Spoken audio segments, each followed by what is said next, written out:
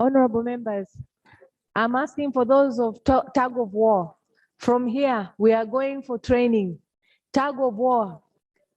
Mama Fatma, Mheshimiwa Fatma, Mheshimiwa Mamo, Malik Rel, Fatma Ndagiza, Anne Ito. All of you, I want to see you in the ground for tug of war. It's an order. It's not a request. It's an order.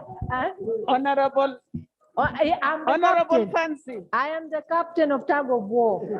So my team members, I am repeating Honorable Fatma Ibrahim, Fatma Ndagiza, Anne Ito, Malik Claire, Mama Mo, Order, Ngasisigwa, all of you. Honorable Fancy.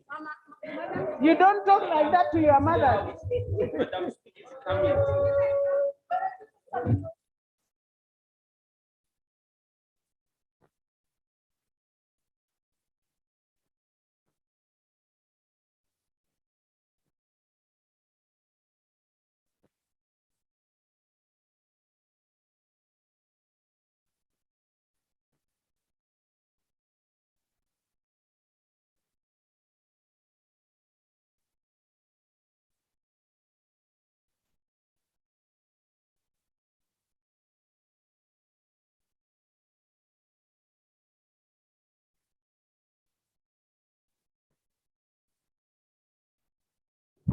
Prayer. Almighty God, who in your wisdom and goodness has appointed the offices of leaders and parliaments for the welfare of society, good of all human lives upon it, and the just government of its people, we beseech you to look with your abundant favor upon us, your servants, whom you have entrusted with the performance of such important trust in this community. Let your blessings descend upon us here assembled, and grant that we may treat and consider all matters that shall come under our attention and deliberation in so just and faithful a manner as to promote your honor and glory, and advance the peace, prosperity, and welfare of this region and of those whose interests you have committed to us. Amen.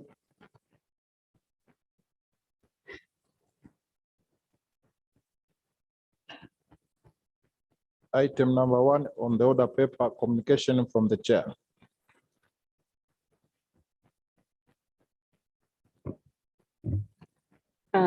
Honorable Chair Council, honorable members, I welcome you back this afternoon. Once again, I thank you. No wonder it said the city is sweet. I'm enjoying it in full. Allow me to appreciate the Chair Council of Ministers for the budget, the supplementary budget for the interparliamentary games. He's aware it's not enough, but half a loaf is something. We are optimistic that Chair Council will do some magic for us to have a sufficient budget for the games.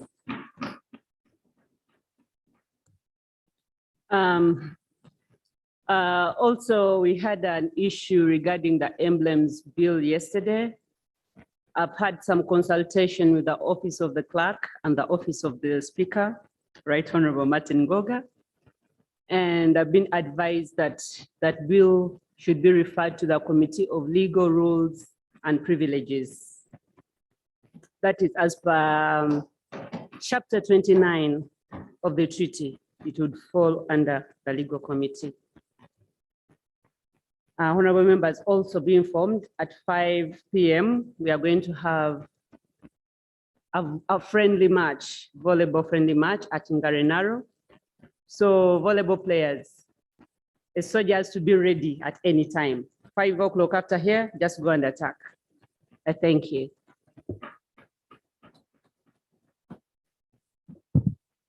Item number 2 on the order papers.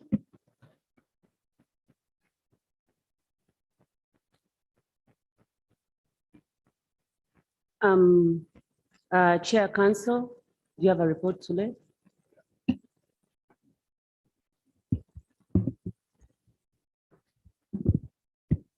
Madam Speaker, Article 59(3)(c) of the Treaty for the Establishment of the East African Community provides that the Assembly shall hold an annual debate on the report to be submitted to it by the Council on the progress made by the community in the development of its common foreign and security policies.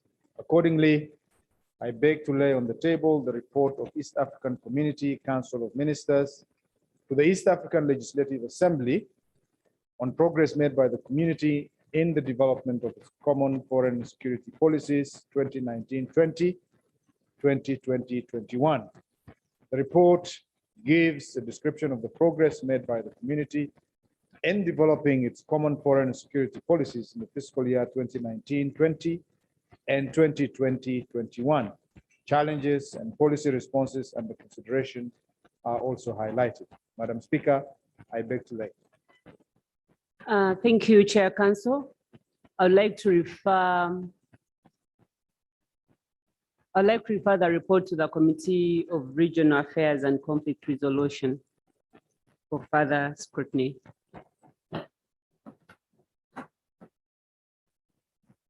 Item number 3 on the order paper, report of the Committee on Accounts on the EAC audited financial statements for the year ended 30th June 2019.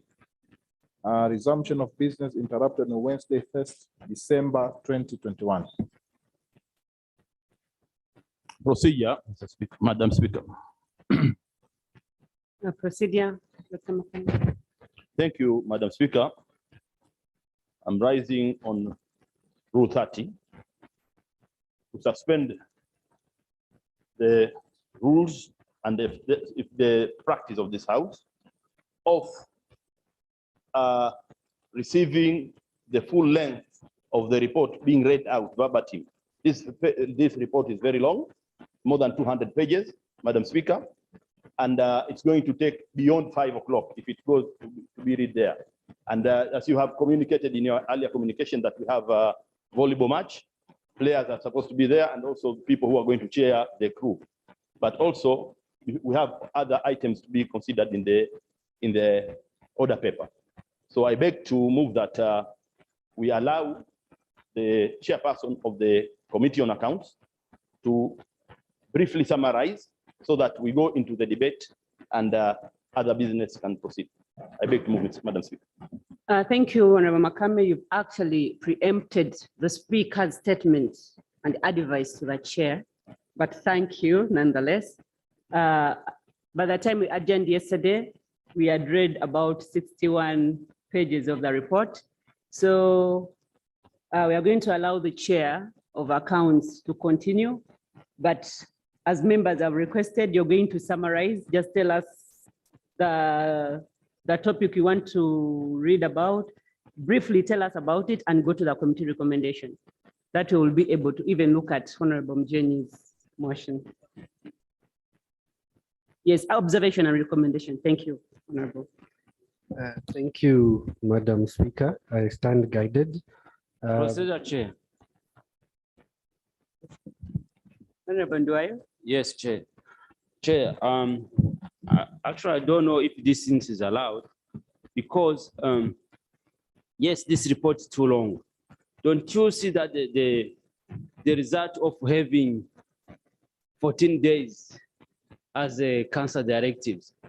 The reason I'm saying so is that we have so many reports, we have so many work which we are not going to present this during this session. So, as we have seen this audited report that can take 3 to 4 days, it's not that time that Chair Council can just reconsider the directive, because otherwise we are going to come for one report. We spend 2 weeks here for one report. Next plenary, there will be another report, which is going to take like 3 to 4 days. So what are we actually doing here? So my question now, before I go further, I just want to ask a Chair Council if it's possible to reconsider their directives. Thank you. Honorable Nduwayo, I'm sure the Chair Council has heard you. He knows that we are time constrained he knows actually your committee report was tabled, but we don't have time to debate it before we leave, as this is our last day of plenary. Honorable Mary's motion on gender is there, and we are struggling. So he has heard, I'm sure he will be able to engage Council of Ministers. He heard you very well. But Speaker, so your instruction or directive to the chair of account committee that he should summarize, is it really necessary for this business to be summarized? Because he must read everything. There's nothing to like a shortcut. We need every information from this report. Otherwise, it will be no business as usual if we are going to have a half cake, not having full cake. Thank you very much.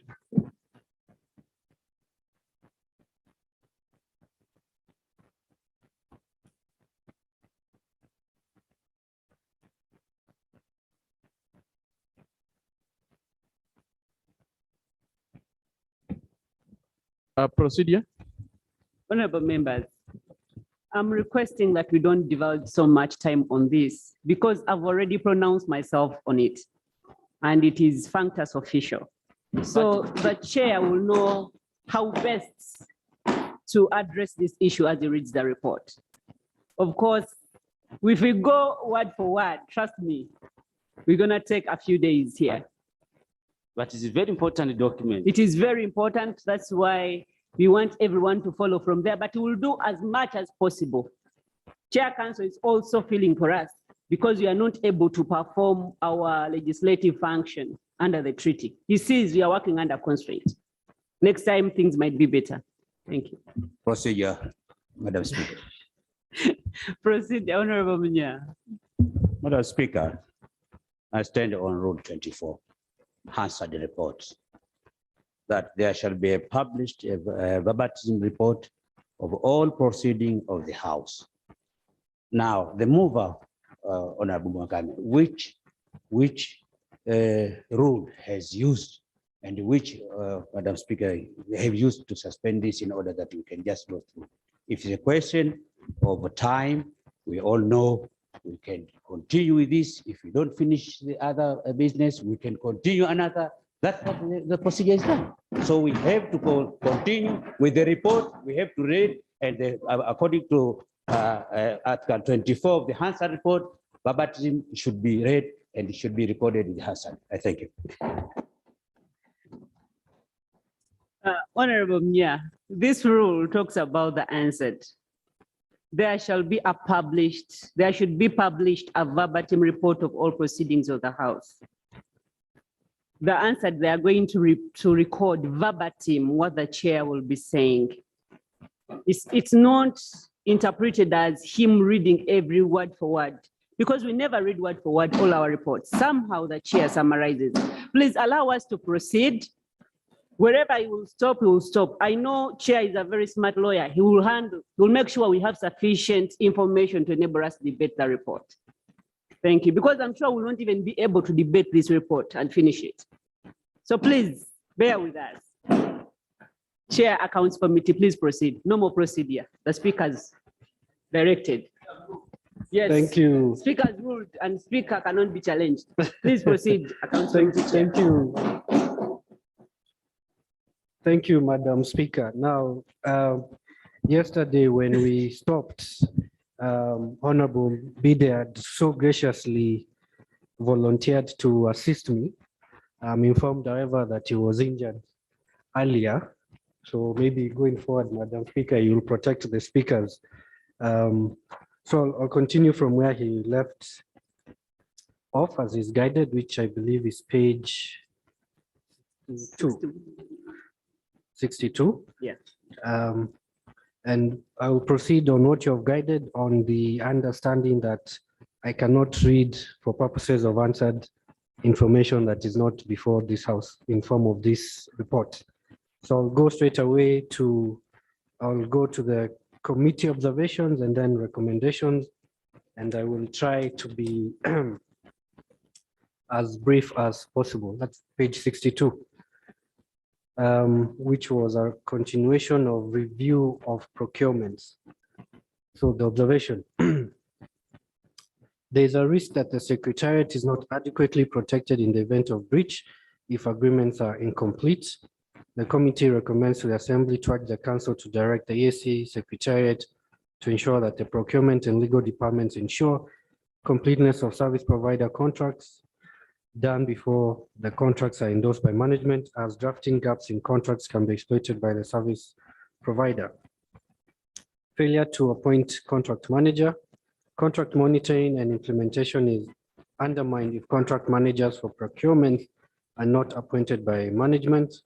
The committee recommends the Assembly to urge the Council to direct the Secretary General to appoint contract managers for each contract for better contract management. Failure to sign ethics declaration forms.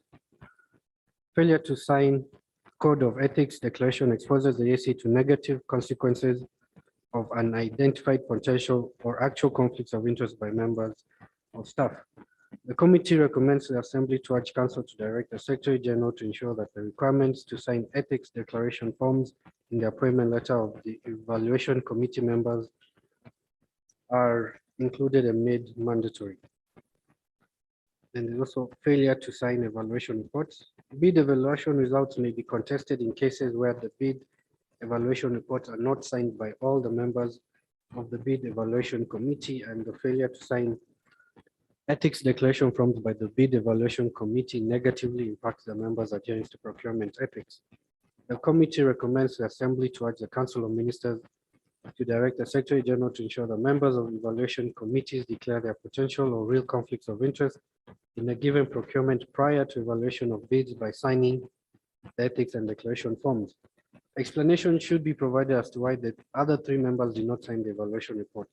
It is also irregular for the Secretary General to proceed to sign off major contracts without paying due attention to the completeness of the procurement records that are signed off. I'm now on projects implemented by the EAC Secretariat. Failure to implement the EAC oil pipeline project Kigali Bujumbura. The details are in the report before you. The committee observation was failure to implement the project denied the community. Madam potential. Speaker.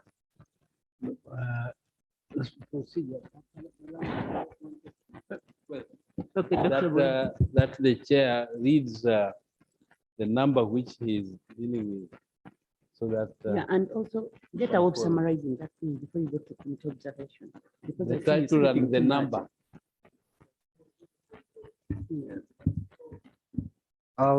I'm on page 63, item number 2.10.2. Failure to implement the EAC oil pipeline project Kigali Bujumbura.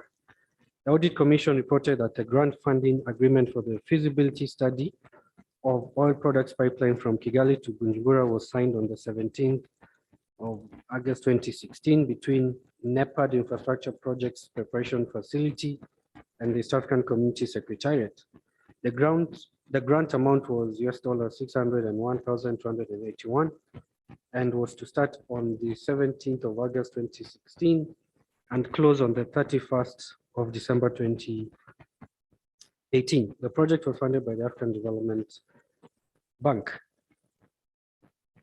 So the Audit Commission reviewed the project implementation status and noted the following.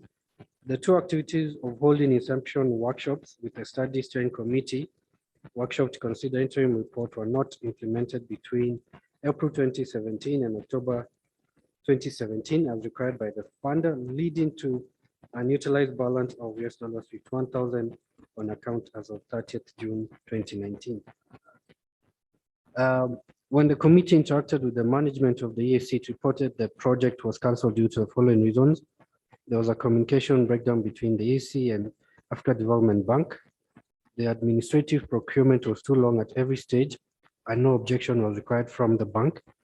The regional geopolitics did not favor the project, as the Republic of Burundi officially pulled out of the project, and it would be ineligible expenditure to utilize the requested funds when the consultant was not on board.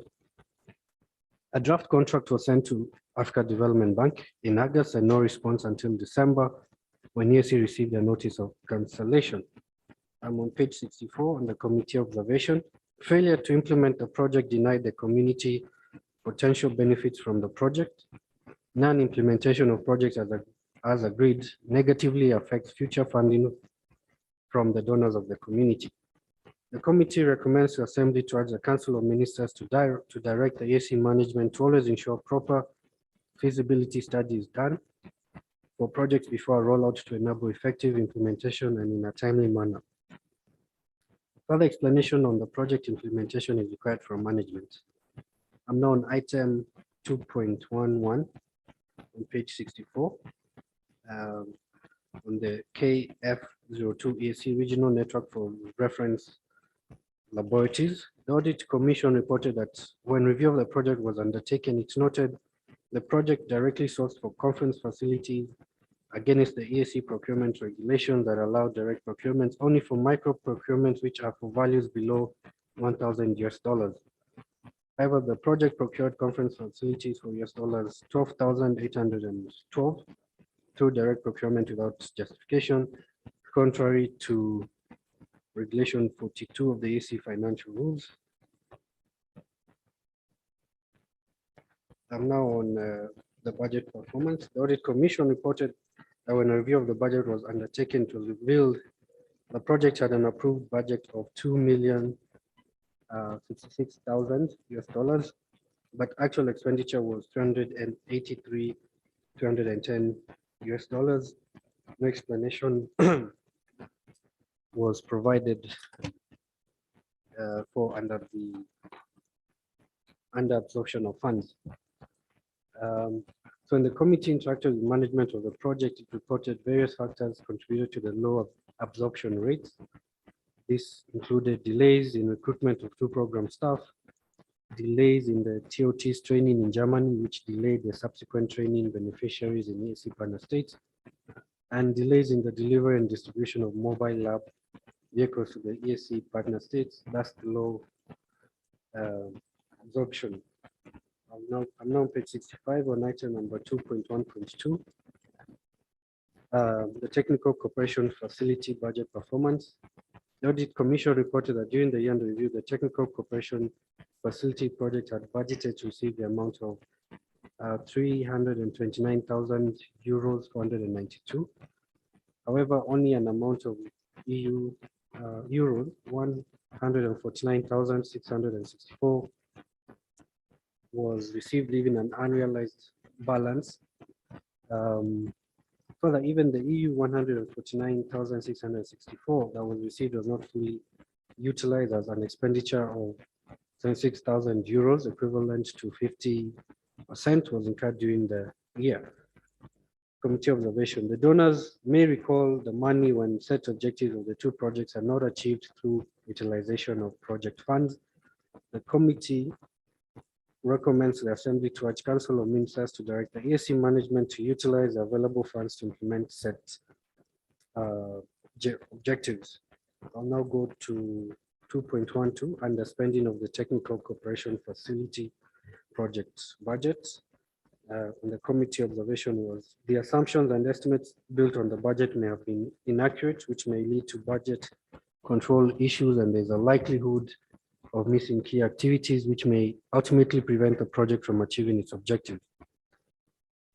The committee recommends to the Assembly to urge the Council of Ministers to direct the EAC management to always budget accurately for better funds allocation and avoid leaving out planned activities from being done due to poor budgeting. The committee further advises management to seek council concurrence for direct recruitment of officers provided for in project financing agreements to avoid delays in project implementation.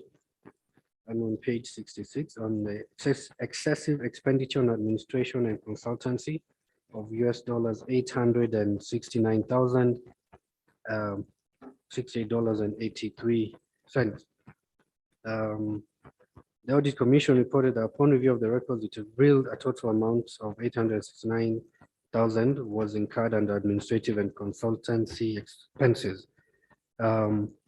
The management reported the expenses on consultative meetings involving the movements of partner states delegates. The committee observation, the above analysis implies that most of the funds were spent on travel rather than the core activities of the project. achievement of the project objectives may not be realized.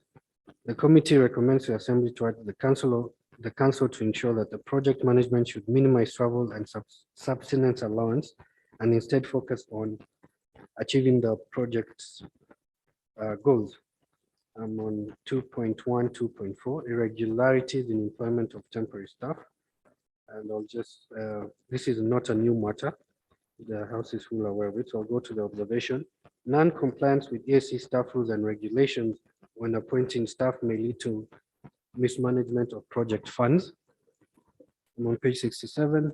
The committee recommends the Assembly to urge the Council of Ministers to direct the EAC management to ensure that all appointments strictly adhere to the provisions of the EAC staff rules and regulations. Then I'm on item number 2.13, EU07, Maritime Security MACE project. And the issue is the budget and the performance. The Audit Commission reported that upon review of the Maritime Security MACE project, it noted the budget performance for the period ended 30th June 2019 and noted low performance of 9 budget lines. The committee observation: funds allocated have not been used as budgeted, hence these activities were not executed as per objective.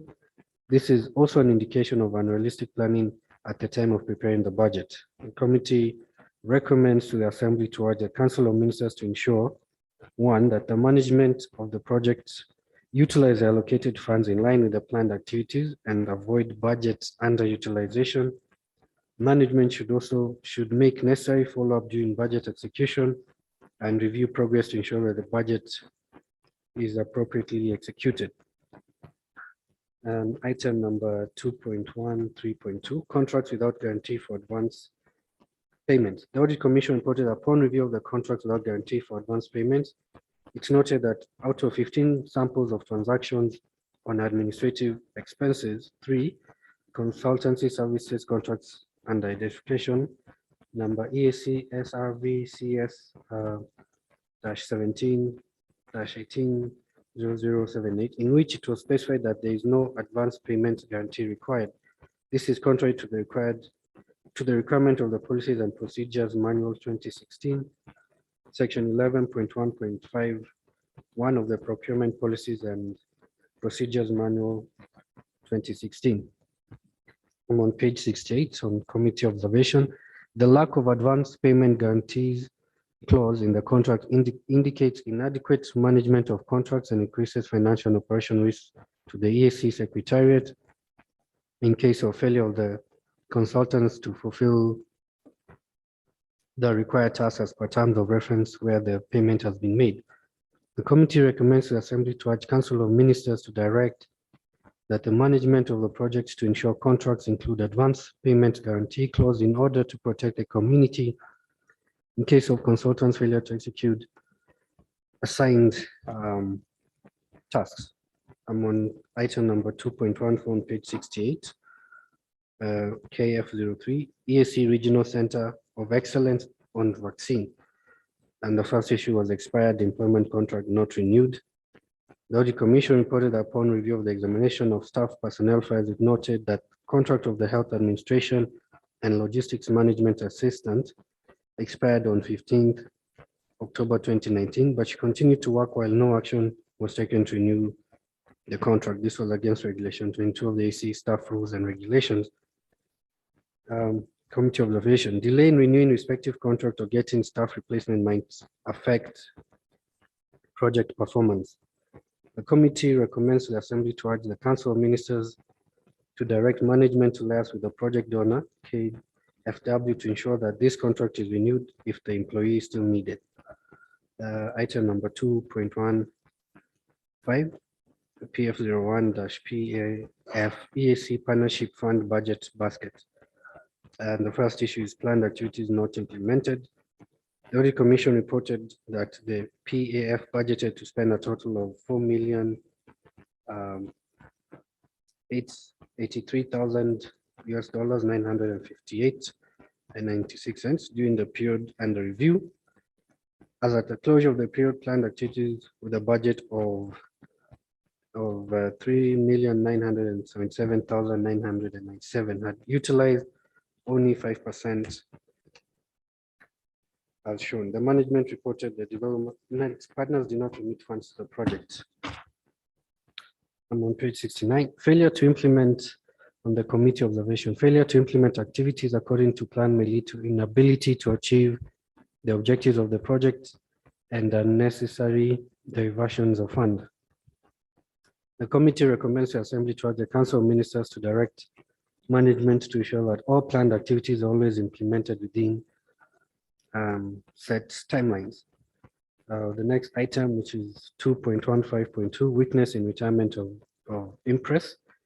The committee observed failure to fully account for impress may lead to loss of funds that could be used for other purposes. Non-retirement of impress is a common audit finding in the EAC. The committee recommends the Assembly to urge the Council to direct the management to recover the remaining amount of $150 from concerned staff. I'm on 2.15.3, expired employment contracts not reviewed. The Audit Commission reported that upon review of the examination of 2 staff personnel files, it was noted that the contract for the partnership fund manager, Mr. Birungi Julius, which started in 16th October 2018, expired on 15th October 2019, but the staff continued working without any action taken to either renew the contract or find its replacement, which is again contrary to Regulation 22 of the AC Staff Rules and Regulations of 206. I'm on page 70 on the committee observation. Delay in renewing respective contract or getting staff replacement might affect project performance. The committee recommends the Eala management to liaise with Human Resources Advisory Committee to ensure that the contract is renewed if the employee is still needed. Item number 2.15.4, long outstanding receivables out of inter-project borrowing. The Audit Commission reported that in the course of reviewing the accounts receivable, it noted amounts totaling to $260,000, which was outstanding as of 30th June 2019, remained outstanding since the financial year of 2012-2013 to 2015-2016. Upon inquiry, audit noted that these outstanding amounts were out of inter-project transactions arising from expenditures of one project being paid by another from financial years 2012-2013 to 2015-2016.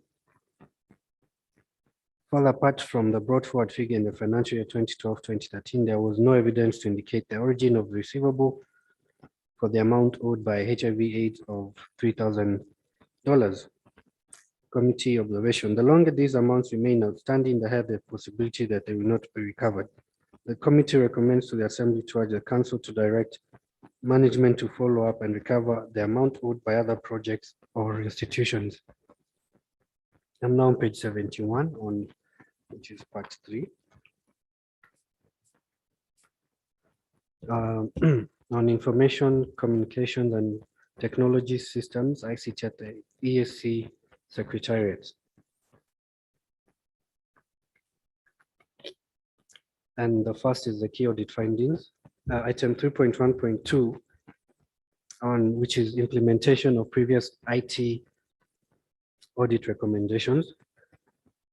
The Audit Commission reported upon review of the status of implementation of the previous 2017 IT audit recommendations. It noted that some recommendations have not been implemented.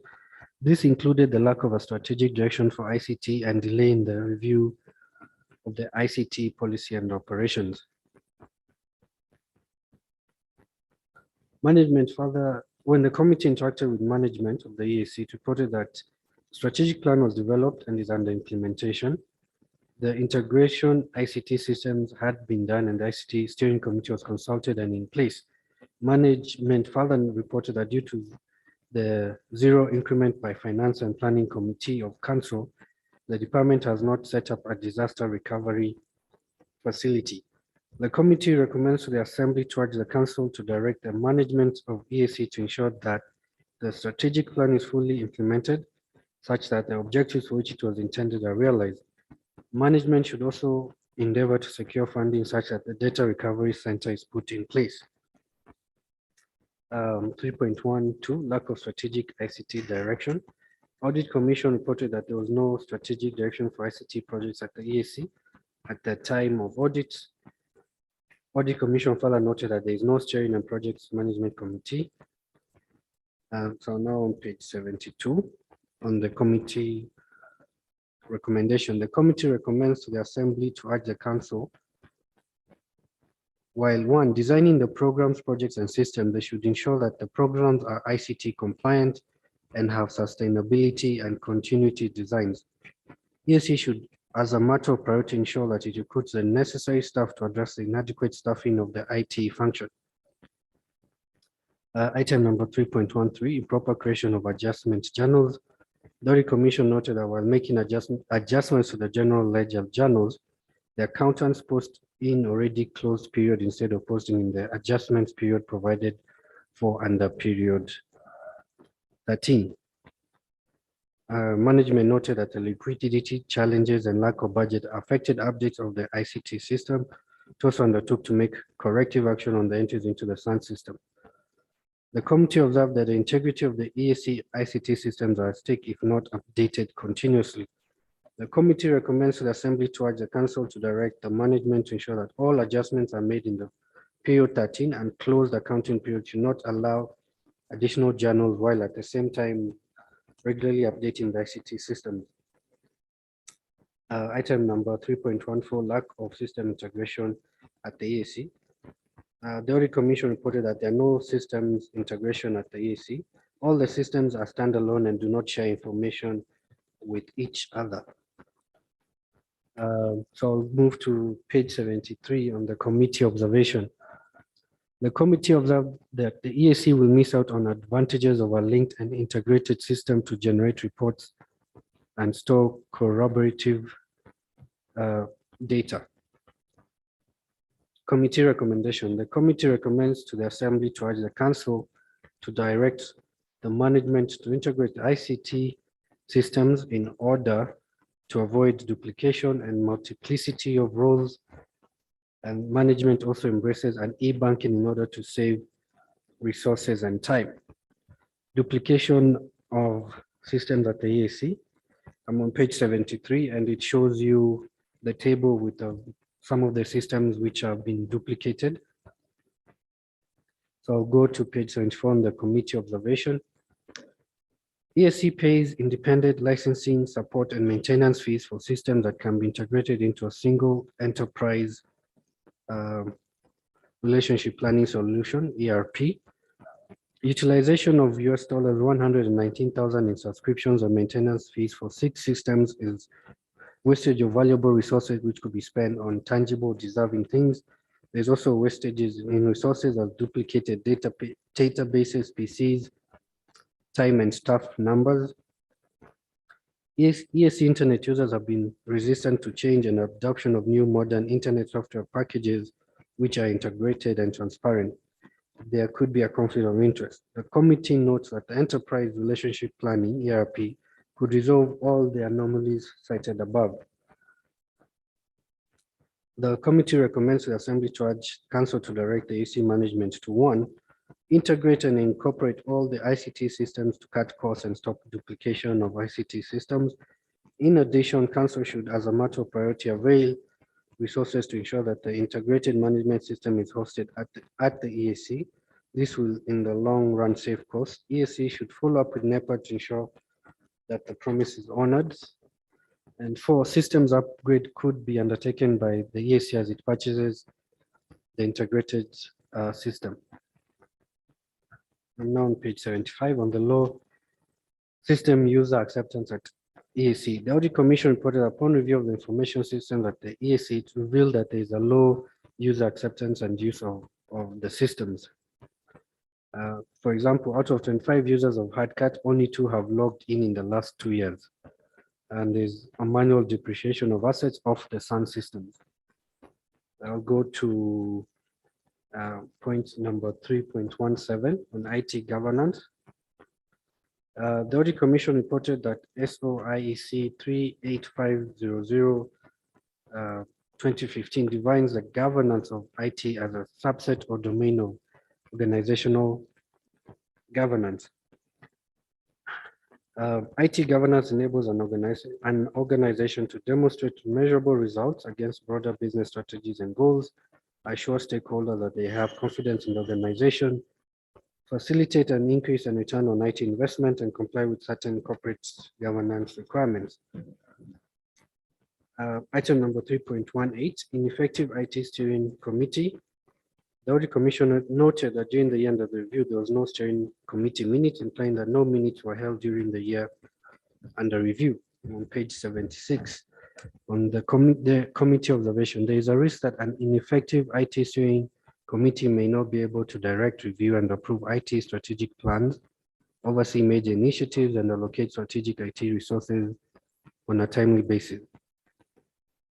The committee recommends to the Assembly to urge Council of Ministers to direct the Secretary General to 1. Appoint the steering committee, 2. Restructure the steering committee, 3. Appoint the staff who are ICT experts, 4. Ensure that all ESC projects have sustainability plans, 5. The IT steering committee performs the roles it was established to perform, and minutes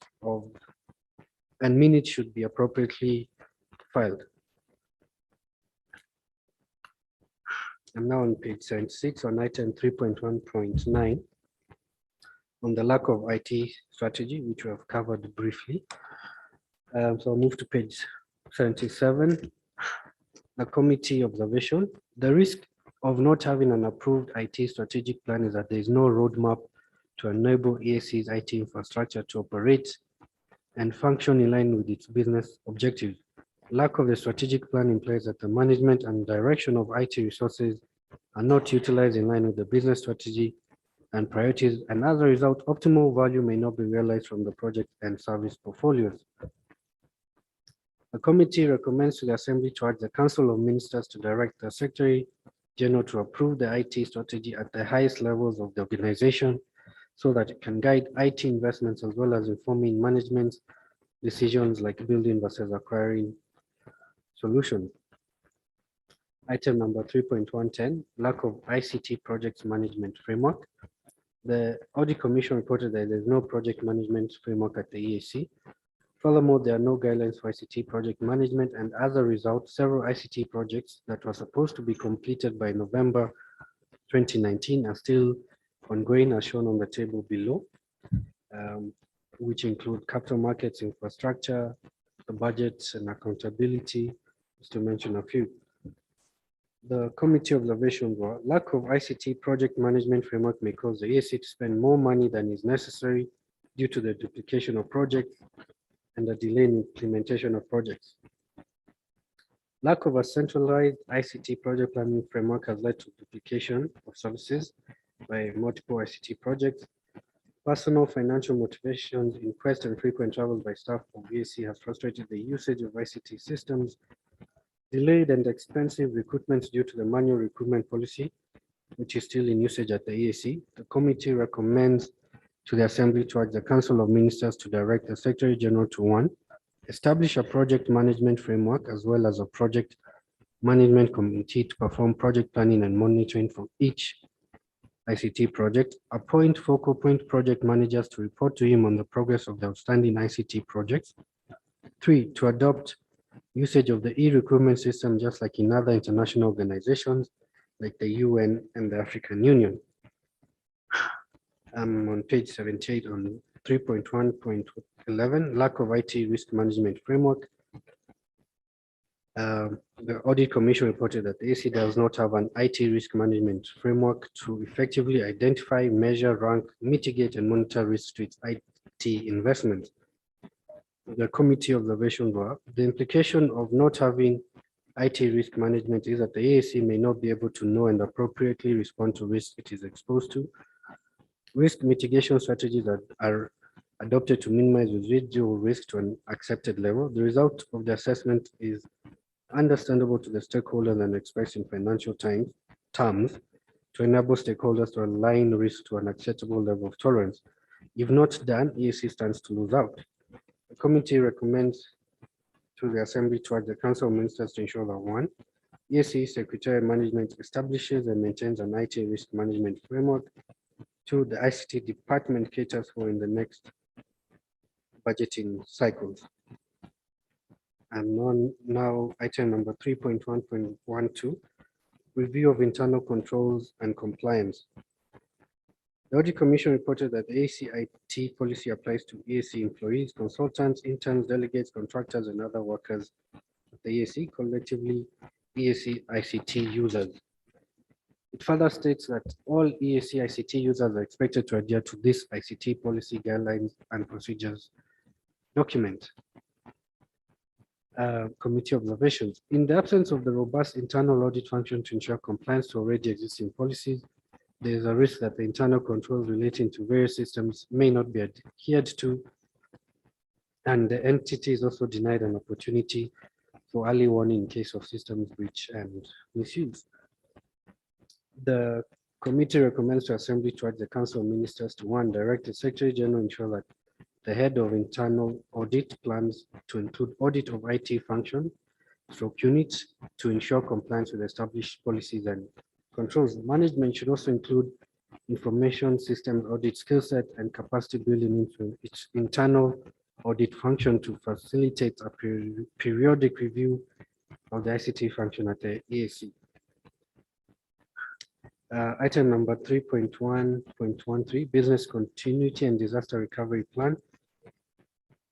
The Audit Commission reported that the COVID-5 DS4 states the need for providing continuous IT services and requires developing, maintaining, and testing IT continuity plans, utilizing offsite backup storage, and providing periodic continuity plan training. So the Audit Commission observed there was an absence of a continuity plan. And the committee observation on page 80, the risk of not having a business continuity plan is that there is no formal procedure or guideline for staff to follow in event of a major disruption in IT resources. The committee recommends to the Assembly to urge Council of Ministers to direct management to implement a business continuity plan. It is important for IT administrators to decide which of the organization's IT functions are essential for business continuity and available resources accordingly. Once crucial components have been identified, alternative mechanisms can be put in place. 2, on the organization of business continuity function, the committee observation, if an event that requires a business continuity team happening at the EAC, the organization will be paralyzed for a long time since no business continuity management team is in place. The committee recommends to the Assembly to urge Council to direct the EAC management to establish a business continuity team with clearly defined roles and functions. That is, of course, related to item number 3, inefficient disaster recovery plan. The Audit Commission reported that the backup schedule which the EAC uses is not efficient.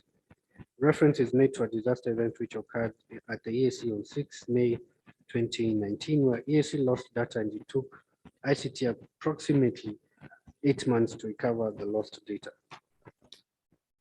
And now on page 81, on the committee observation, the risk of having an ineffective backup plan is that the EAC stands to lose valuable information at the hour most needed. EAC is seated on a time bomb. The office of the CTC is curtailing the development of the disaster recovery strategy.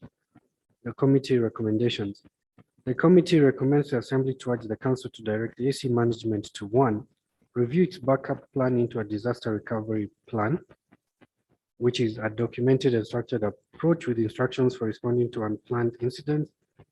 2, to consider prioritizing the ICT infrastructure budget and ensure that the backup and continuity plans are urgently addressed to avert likelihood of disasters as it happened on 6 May 2019. Direct the office of the CTC to conclude the review of the disaster recovery strategy. 4, testing the business continuity plan and disaster recovery plan. The Audit Commission reported that despite some facts that some of the elements are done at the EAC, there is no evidence that the backups are tested to ensure that in case of an emergency, they can be used to restore system functionality. Committee observation. EAC could be relying heavily on backups that are unusable due to data corruption. Committee recommendation. Committee recommends the Assembly to urge the Council to direct the EAC management to document the BC BCP and DRP procedures and test them. Having procedures in place and testing them are both equally important because the organization needs to have confidence in its tested BCP DRP procedures. On page 82 on the safety and environmental control. COVID 5 DS 112, 12 on management of physical environment guides a protection for computer equipment and personnel requires well-designed, well-managed physical facilities. The process of managing the physical environments includes defining the physical site requirements, selecting appropriate facilities, and designing effective processes for monitoring environmental factors and managing physical access.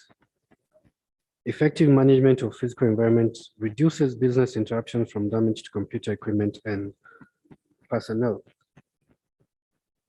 The Audit Commission reported there are several environmental control factors that have been put in place to safeguard ESC assets.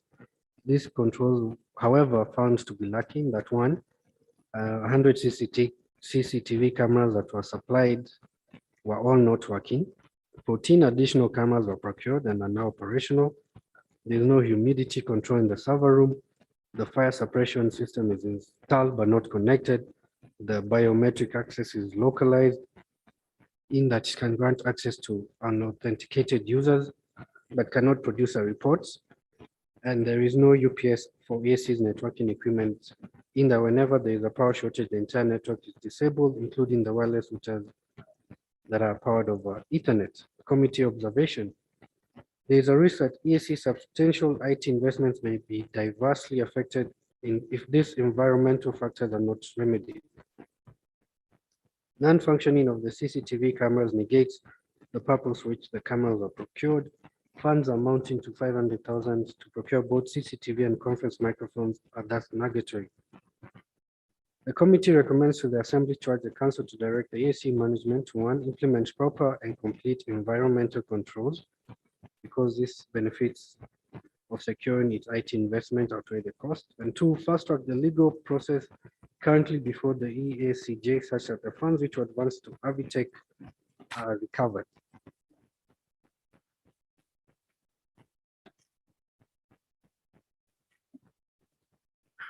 I'm now on page 83 on the absence of data classification policy. The Audit Commission reported that data classification policies help the organization to better handle its information. This classification also helps to inform which accessibility measures are put in place depending on whether the information is top secret, secret, or confidential.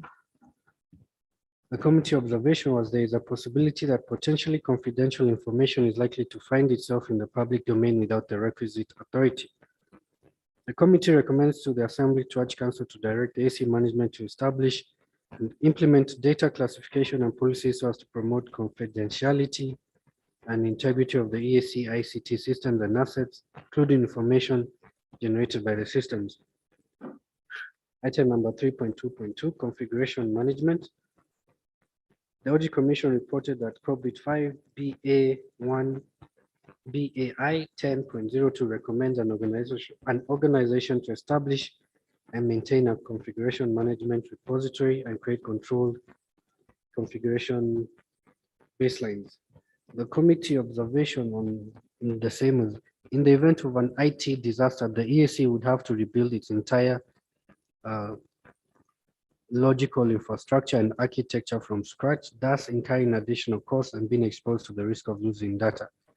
The committee recommends to the Assembly to urge Council to direct the EAC management to 1, adopt practice of backing up configurations of its key ICT systems as well as also supporting network infrastructure, and 2, enhance collaboration and synergies with ministries and agencies of information technology departments of the EAC partner states with a view of adopting a framework for tracking and enhancing cybersecurity systems and networks within the EAC.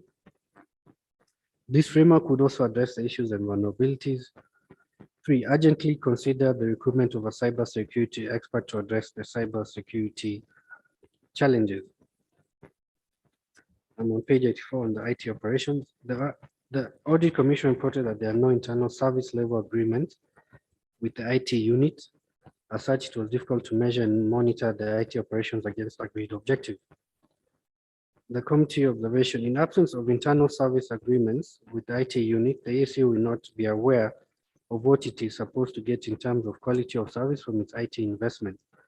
The committee recommends to the Assembly to urge Council to direct the ASC management not only to have service level agreements with the external IT service providers, but also have internal SLAs with its IT department or unit as a tool for monitoring and measuring performance. So item number 3.2.4, lack of problem and incident management policy. The audit commission reported there is no problem and incident management policy at the AAC.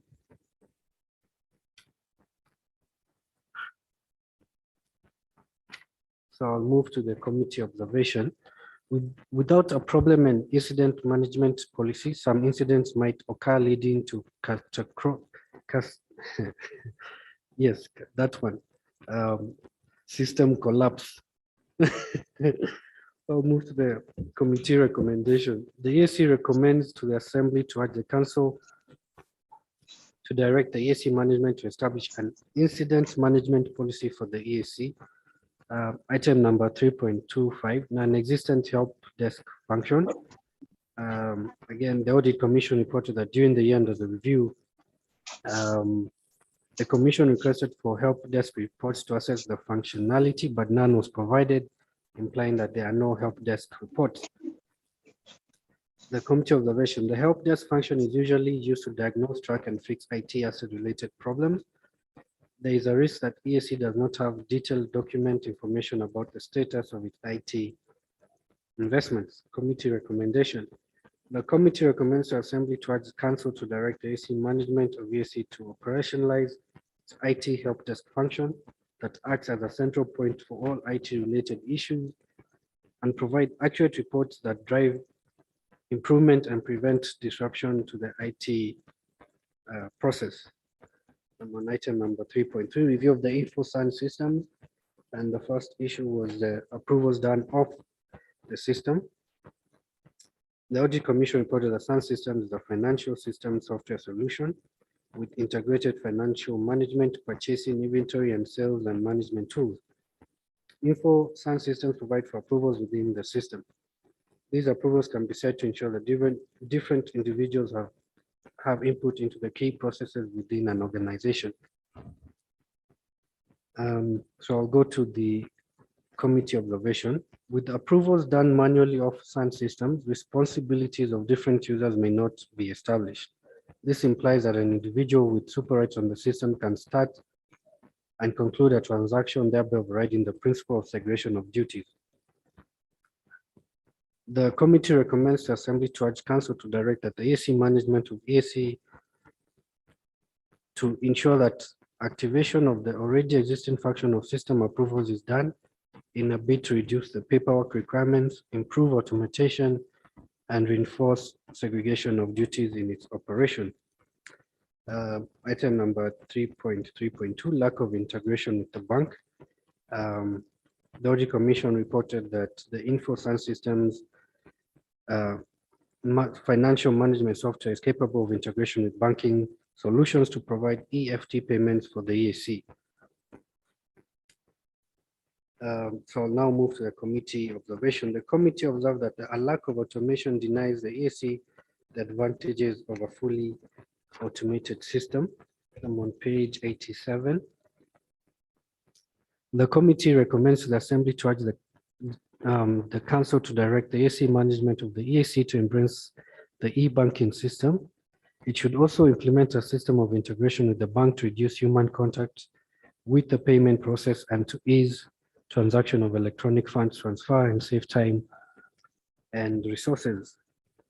Item number 3.3.2, absence of account session timeout. The Audit Commission session timeout is the amount of time a user is idle and will be logged out. Best practice dictates that user account session timeout should be set in order to log off users after a specified amount of inactivity.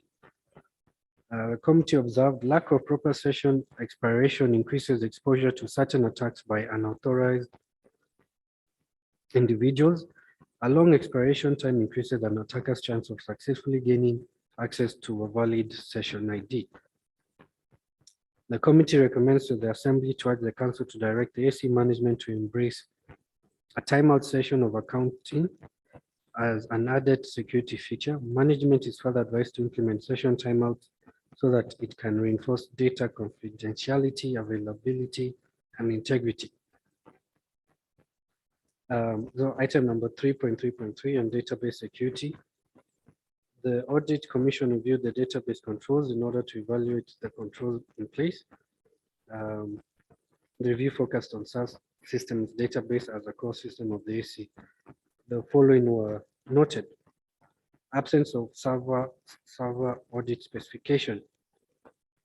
A database audit specification defines which audit action groups will be audited for the specific database in which the specification was created. Server databases involve tracking and logging events that occur in the system. The SQL server audit object collects a single instance of server or database level actions and group of actions to monitor. The committee observation. The risk is that there may be significant changes made to the database that go unnoticed because there is no audit specification and trail. The committee recommends to the Assembly to urge the Council to direct the AC management to specify the audit specifications as an additional measure to protect the integrity of data held by the SAM systems database. Item number 3.35, a review of database triggers. Audit noted that the SAN system database has 1,584 triggers. Triggers are resource intensive, yet there is no documentation to support the large numbers of triggers on the database. The triggers are not reviewed and there is no evidence that they were all required. The committee observation was the risk is that numerous resources are committed to the triggers that they may not be appropriately configured to provide the required services. The committee recommends to the Assembly to urge the Council to direct the AC management to review the necessity of all database triggers in a bid to optimize its database resources. On item number 3.3.6, the database mail XPS option controls the ability to generate and transmit email messages from the SQ server. The committee observation. This is on page 89. Enabling database mail increases the SQL server surface, presents a DOS attack vector and a channel to exfiltrate data from the database server to a remote host. There is likelihood that an IT expert is transferring mails to third parties on regular basis than if this was closed. Confidentiality of EAC information is therefore compromised. The committee recommends to the Assembly to urge the Council to direct EAC management to direct the ICT head as a matter of urgency to disable the database mail XP since it's not key to the operations of the SAN system.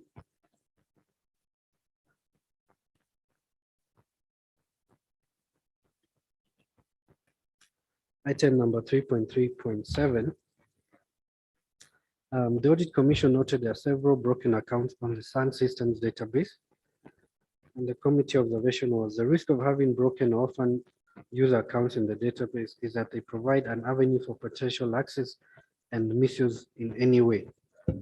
The committee recommends the Assembly to urge the Council to direct that the Secretary General to compel the ICT head to immediately remove or disable discounts orphan users to mitigate the risks associated with them. Item number 3.3.8, system SYS admin accounts that do not expire.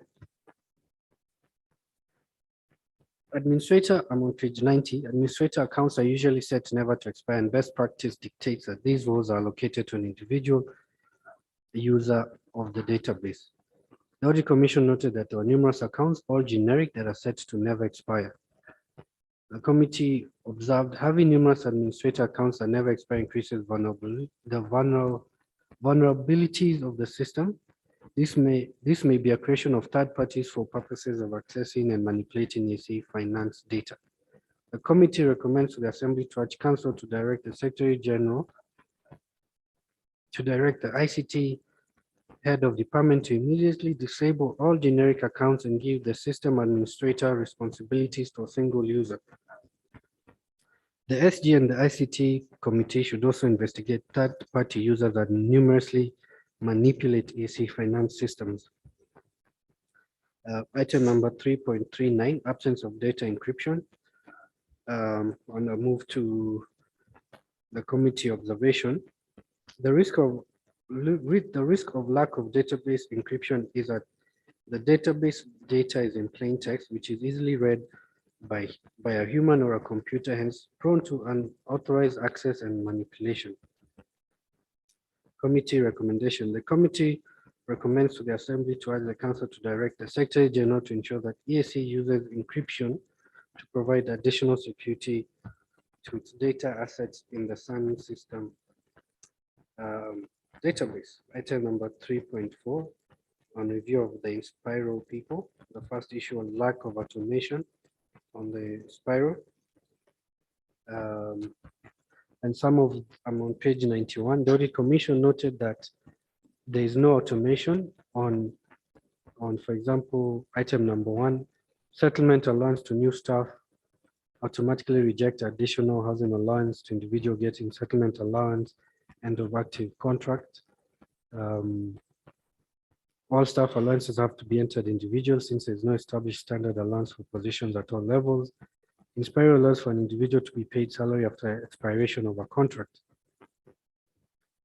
Committee observation. The implication of this is that there is continuous human intervention in what is meant to be a continuously automated process, which can lead to errors. And then there's also, I'll just read out the list of the other issues. And item number 3.42 was misconfiguration of the Inspiro people. In which case, the system was not producing accurate data, which may lead to inaccurate information. Absence of support to key human resource activities. The Audit Commission reported that the Inspiro people system does not support key human resources activities, such as compensation and benefits, recruiting and hiring, employees, performance management training, and organizational development and culture. 3.4.4 staff attendance.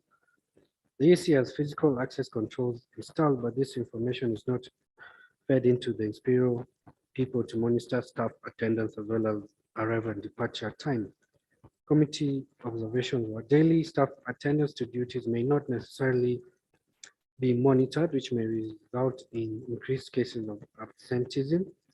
There may be inflation of overtime claims since the EAC cannot validate the claims given at the time for staff arrivals and departures cannot be monitored.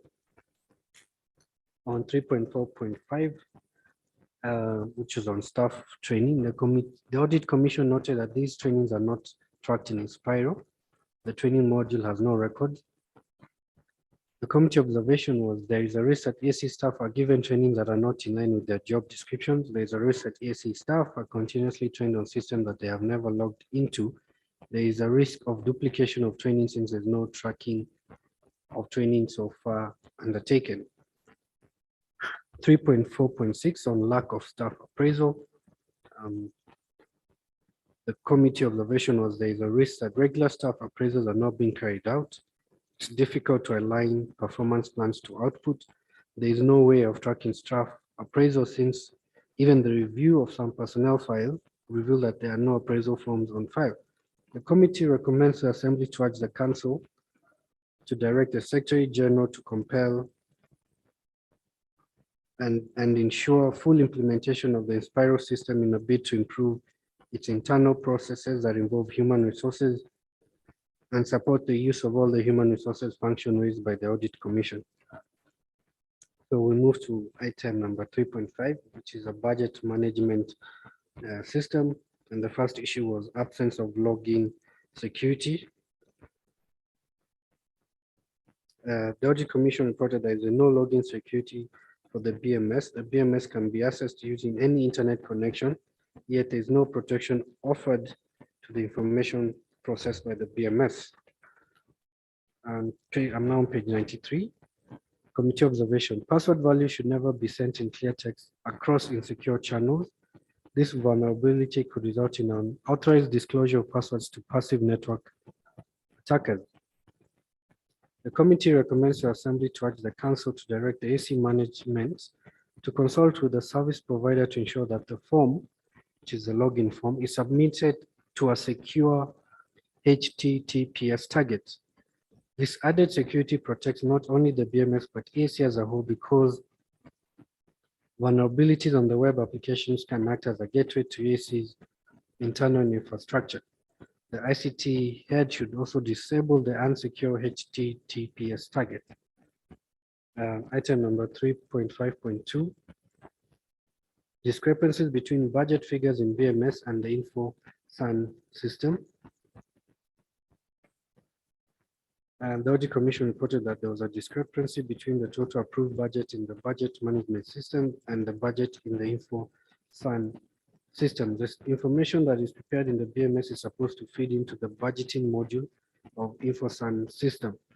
We further noted that the supplementary budgets are not on the BMS, which leads to two sets of varying data for the same purpose. For example, the total approved budget in the BMS is USD 99,908,720, while the total approved budget in the SAN systems is US dollars 112,840,214, which is approved plus supplementary. The committee observation. The implication is that the budget management system is not used to its full capabilities, which it was procured for. Underutilization of an information system reduces the value for money the organization gets from its continued use. The committee recommends to the Assembly to urge the Council to direct the AC management to ensure that its information systems have complete information in order to achieve value addition. Reconciliation of the discrepancies should be carried out. I'm now on page 94 on absence of the naming convention for BMS. Best practice recommends that user accounts are created uniquely and tagged to a particular user. The committee observation was the risk of having user accounts that cannot be attached to a particular user is that it nullifies the non-repudiation. The committee recommends to the Assembly to urge Council to direct the AC management to implement proper user account creation procedures to avoid creation of generic accounts. Consistent error generation by the BMS. During the system under review of the BMS, the Audit Commission noted that there were several system failures which resulted in generation of errors. The committee observation was there is a risk that errors may lead to system failures and data loss if they are not addressed.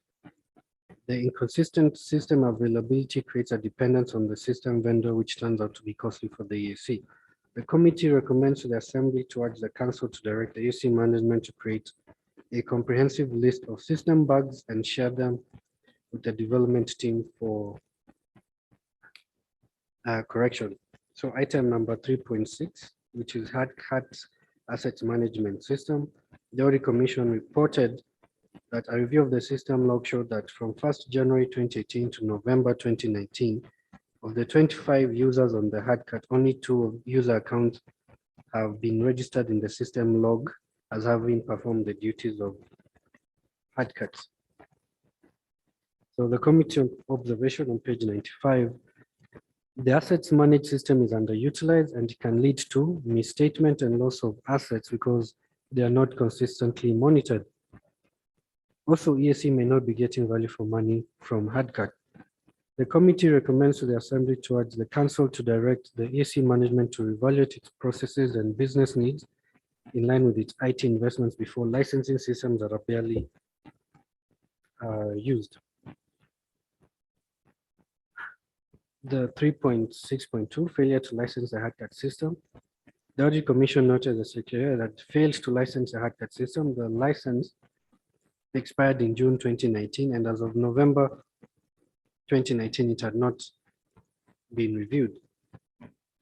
Committee observation, the risk of using unlicensed software is that HardCat is unable to register new assets and may end up having an incomplete register. Committee recommendation, the committee recommends to the Assembly to urge the Council to direct the EAC management to ensure prompt licensing of its information system to avoid the above mentioned risks.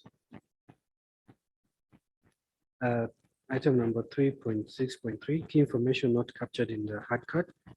The Audit Commission reported that there are assets classified as computer equipment in the HardCat totaling to 2,398, where this key information was not captured. The committee observation, there is a risk of possible duplication and inflation of EAC's computer assets because they cannot be uniquely identified.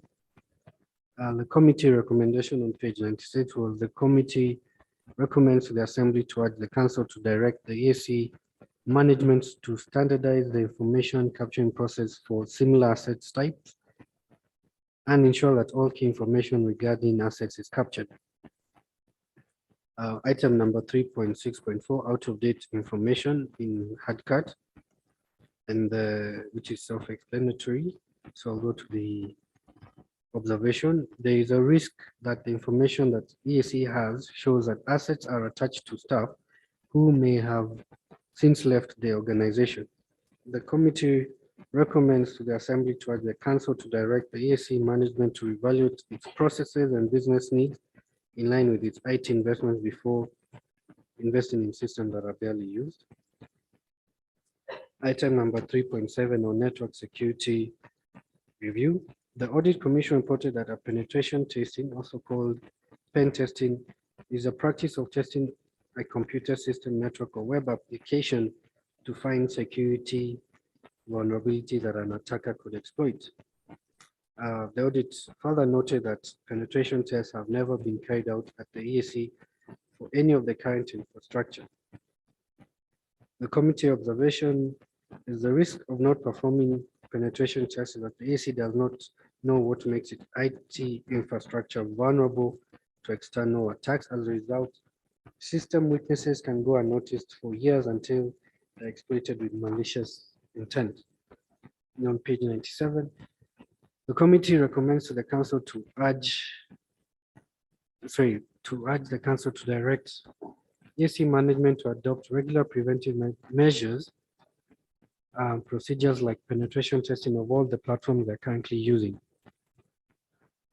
Item number 3.72, unknown services running on the EAC network. Audit noted that there were several nodes on the EAC network that were running unknown services. The committee observation, the risk of having unknown services running on the network is that there is no way of knowing which services are malicious and can open the network to external threats. The committee recommends to the Assembly to urge the Council to direct the Secretary General to authorize reviews of systems and document all unknown services to ensure that they are legitimate services and that the corporate network is not exposed to external threats. Unknown users should be eliminated at the earliest opportunity.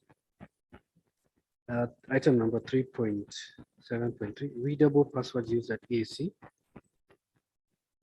A review of the connected devices at the EAC revealed that there are several computers which do not adhere to the password policy. As a result, passwords were easily cracked using penetration testing software and displayed in plain text.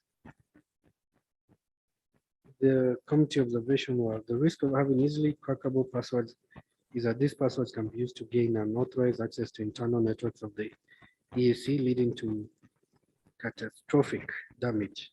I'll move to the committee recommends the Assembly to urge Council to direct the Secretary General to ensure strict implementation of password policies across the EAC and to close gaps that would have been used by would-be attackers to compromise data integrity, availability, and confidentiality. I'm now on page 98, which is part 4, the African Legislative Assembly.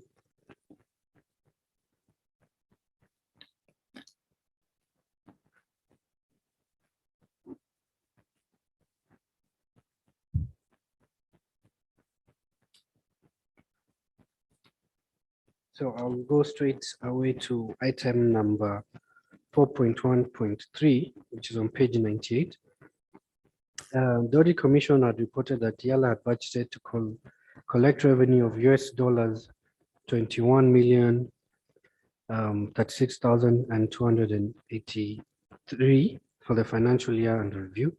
However, only 18,391,848 was received, leaving a balance of US $2,644,435 unrealized, which is equivalent to 12.57%.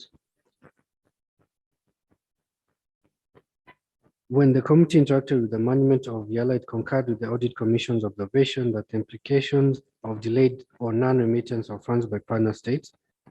Management reported that the outstanding funds in question were never remitted by partner states as disclosed in the schedule of contributions from the partner states and the development partners.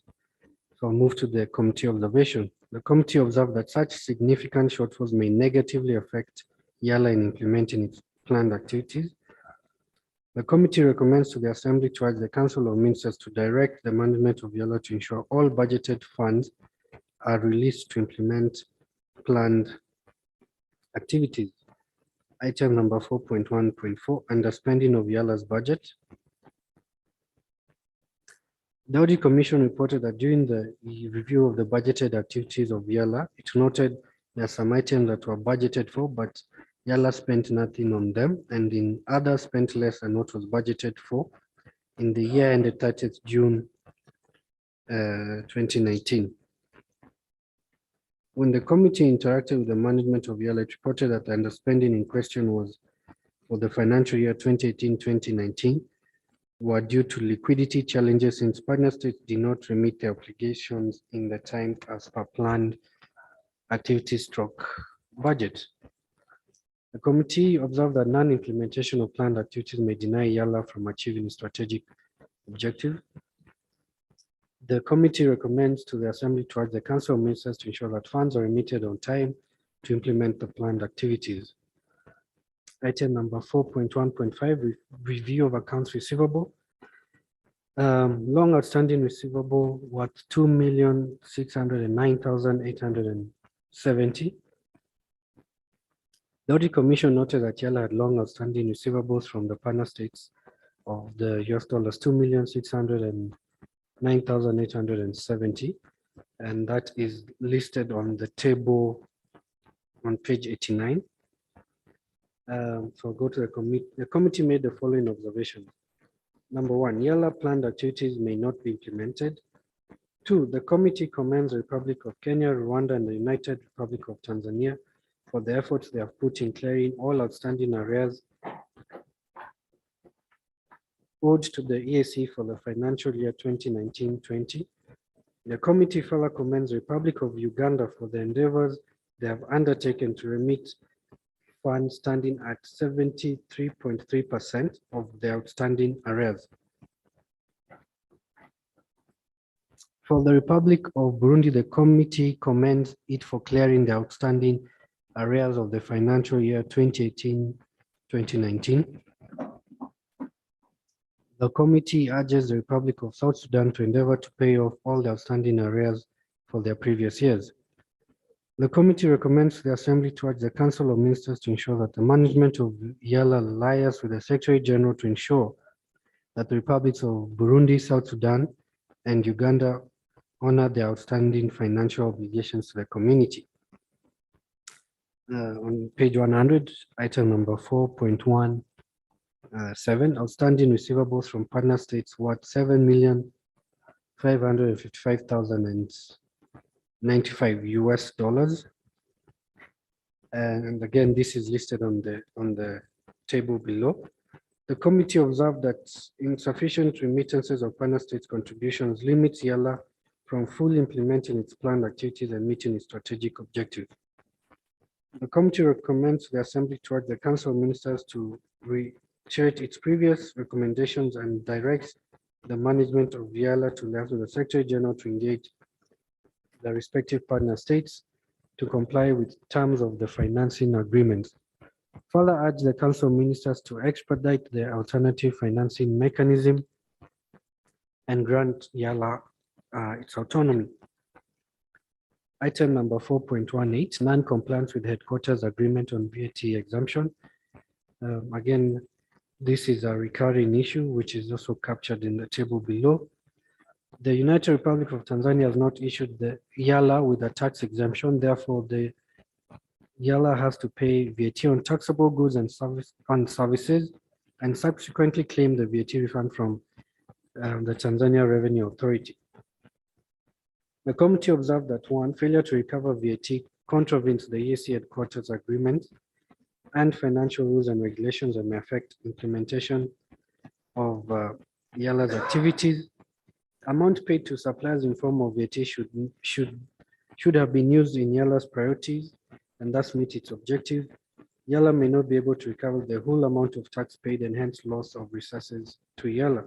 The committee recommends to the Assembly to urge the Council of Ministers to reiterate its previous recommendation and direct the management of Eala to liaise with the Secretary General to seek the intervention of VAC Council of Ministers on the VAT recoverable. Item number 4.1.9 on page 102, long outstanding interest. The Audit Commission reported that during the review of accounts, there was an interest that was given to Dr. Christophe Mpozayo worth $4,200 on 18 October 2013. From then up to the time of November 2019, the money has never been recovered, and Dr. Christopher Mpozayo had been recruited by EAC as a system administrator for Eala, but he later absconded from duty. The committee observed that Eala may be at risk of losing funds if the concerned individual is not made to account for the funds.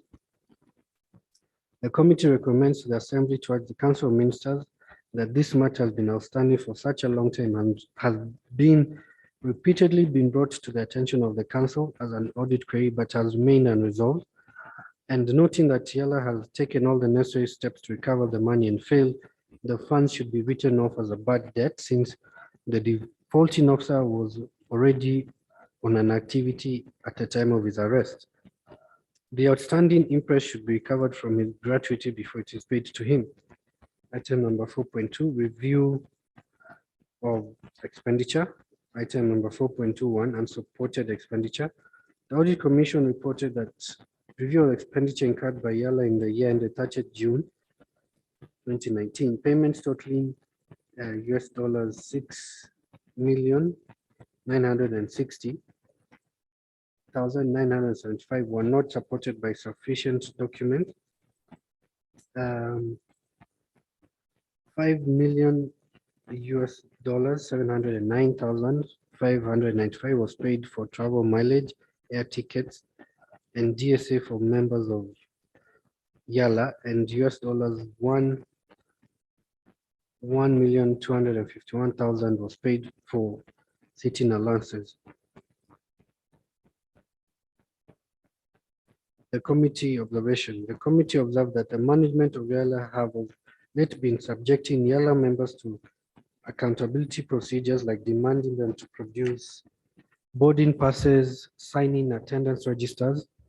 These procedures, the management of Eala noted, was to try and comply with the EAC financial rules and regulations. The committee observed that the EAC financial rules and regulations are not binding on members. 2, EAC financial rules and regulations do not apply to Eala members. They are governed by contracts they sign between the members and the Assembly. 3, the auditors did not attempt to examine the members' contracts which do not subject them to the EAC financial rules and regulations due to the unique nature of the Assembly and the members. There is a lacuna and the query is thus not anchored in law or in any policy guidelines with regard to Eala members. The committee recommends the Assembly to urge the Council of Ministers that going forward, Council should note that Eala formulates its own financial rules and regulations to guide the organ in accounting for resources extended to it. This should be in line with Article 134, which obligates the self-accounting institutions to develop their own financial rules and regulations. Accordingly, as a matter of urgency, the committee has with immediate effect dropped this query as it does not apply to Eala members. Also, urgently finalize the amendments of the Eala Privileges and Immunities Act to stipulate the guidelines on matters related to financial entitlements of members. Item number 4.2.3. The Audit Commission reported that Article 53(3) of the AC Treaty stipulates that the Speaker of the Assembly may be removed from the office by a resolution supported by not less than 2/3 majority of elected members for an inability to perform the functions of his or her office, whether arising from infirmity of mind, body, or from misconduct. Contrary to Article 53(3), the treaty, the Speaker of the Fourth of Eala was illegally removed from office, and she took her case to court, which resulted into a payment of US dollars 140,794 for the damages caused to her. This expenditure should have been avoided if due care was taken and there was compliance with the AC Treaty. The committee observed that Eala cannot bear the cost of the suit since Eala is part of the body entity called the AC. Eala was represented in court by the Secretary General. Since Eala was never sued, it is therefore follows that it cannot pay the amount. The committee recommends the Assembly to urge the Council of Ministers for rescinding its earlier decision and accordingly directs that the Secretary General should ensure the remaining balance owed to the former Eala Speaker is paid expeditiously. On page 104. On page item number 4.3.1, non-compliance with staff rules and regulation on statutory obligation. The Audit Commission reported that Regulation 38(5) of Staff Rules and Regulations stipulates that salary shall not be paid on the 24th day of each month unless this falls on a weekend or public holiday, in which case the working day immediately following the date shall be the date on which the salaries are paid. During the review of accounts payable, audit noted that an amount of 543,513 relating to salary and gratuity that was not paid in June 2019. Management had budgeted salary and gratuity for members, but finally it was relocated to other activities, such that at the end of June 2019, members were not paid their salaries and gratuity. The committee observed that the non-compliance with staff rules and regulations may expose Eala to litigation and damage of its reputation. The committee recommends the Assembly to urge the Council of Ministers to direct the management of Eala to always adhere to staff rules and regulations to prioritize salary payments over other obligations. Item number 4.3.2, irregular borrowing of gratuity. The Audit Commission reported that during the review of accounts payable, it noted Eala borrowed an amount of $700,000 from the gratuity account. Gratuity is savings for staff and it has to be kept intact and paid out when staff leave office. The committee observed that Eala is exposed to the risk of being sued once staff leave office without getting their gratuity. The committee recommends the Assembly to urge the Council of Ministers that the SG and management of Eala as a matter of principle should avoid in any circumstances utilization of funds from the gratuity account. Item number 4.4.0, review on the payroll and human resource management, withholding and deductions of member salary. The Audit Commission reported Regulation 55(2) of ESC staff rules and regulations stipulates that a member of staff total salary deduction shall not exceed 50% of a monthly salary. I'll move to the committee observation. The committee observed that the deductions of entire monthly salaries may affect performance of members. The provision of the financial rules and regulation applied to staff and not Eala members, and such the audit observation was misleading. The committee recommends the Assembly to urge the Council of Ministers to direct Eala management to follow ESC financial rules and regulations and not issue or authorize for loans beyond 50% to any borrower as required to avoid putting staff in a state of financial embarrassment. Item number 4.2, which understaffing of Eala. So I'll move to the committee observation. The committee observed that due to the insufficient human resources at Eala, planned activities may not be carried out. Thus, its strategic objective may not be achieved. The committee recommends to the Assembly to urge Council of Ministers to urgently recruit staff to fill vacant posts as provided by the organizational structure and staff establishment. Item number 4.4.3, weaknesses noted in employment of short-term staff. The committee observed that the continued employment of short-term staff without formal contracts indicates non-compliance with the ASC guidelines for recruiting and managing short-term contract staff, temporary staff, and interns that may have a negative impact on the organ's performance.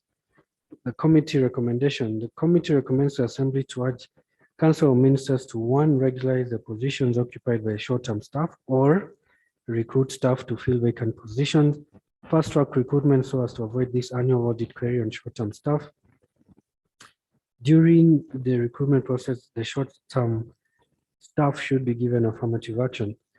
Item number 4.4.4, the level of clerk not upgraded. The Audit Commission reported Article 48 of the AC Treaty states that the Council shall appoint a clerk of the Assembly and other officers of the Assembly whose salaries and other terms and conditions of service shall be determined by the Council.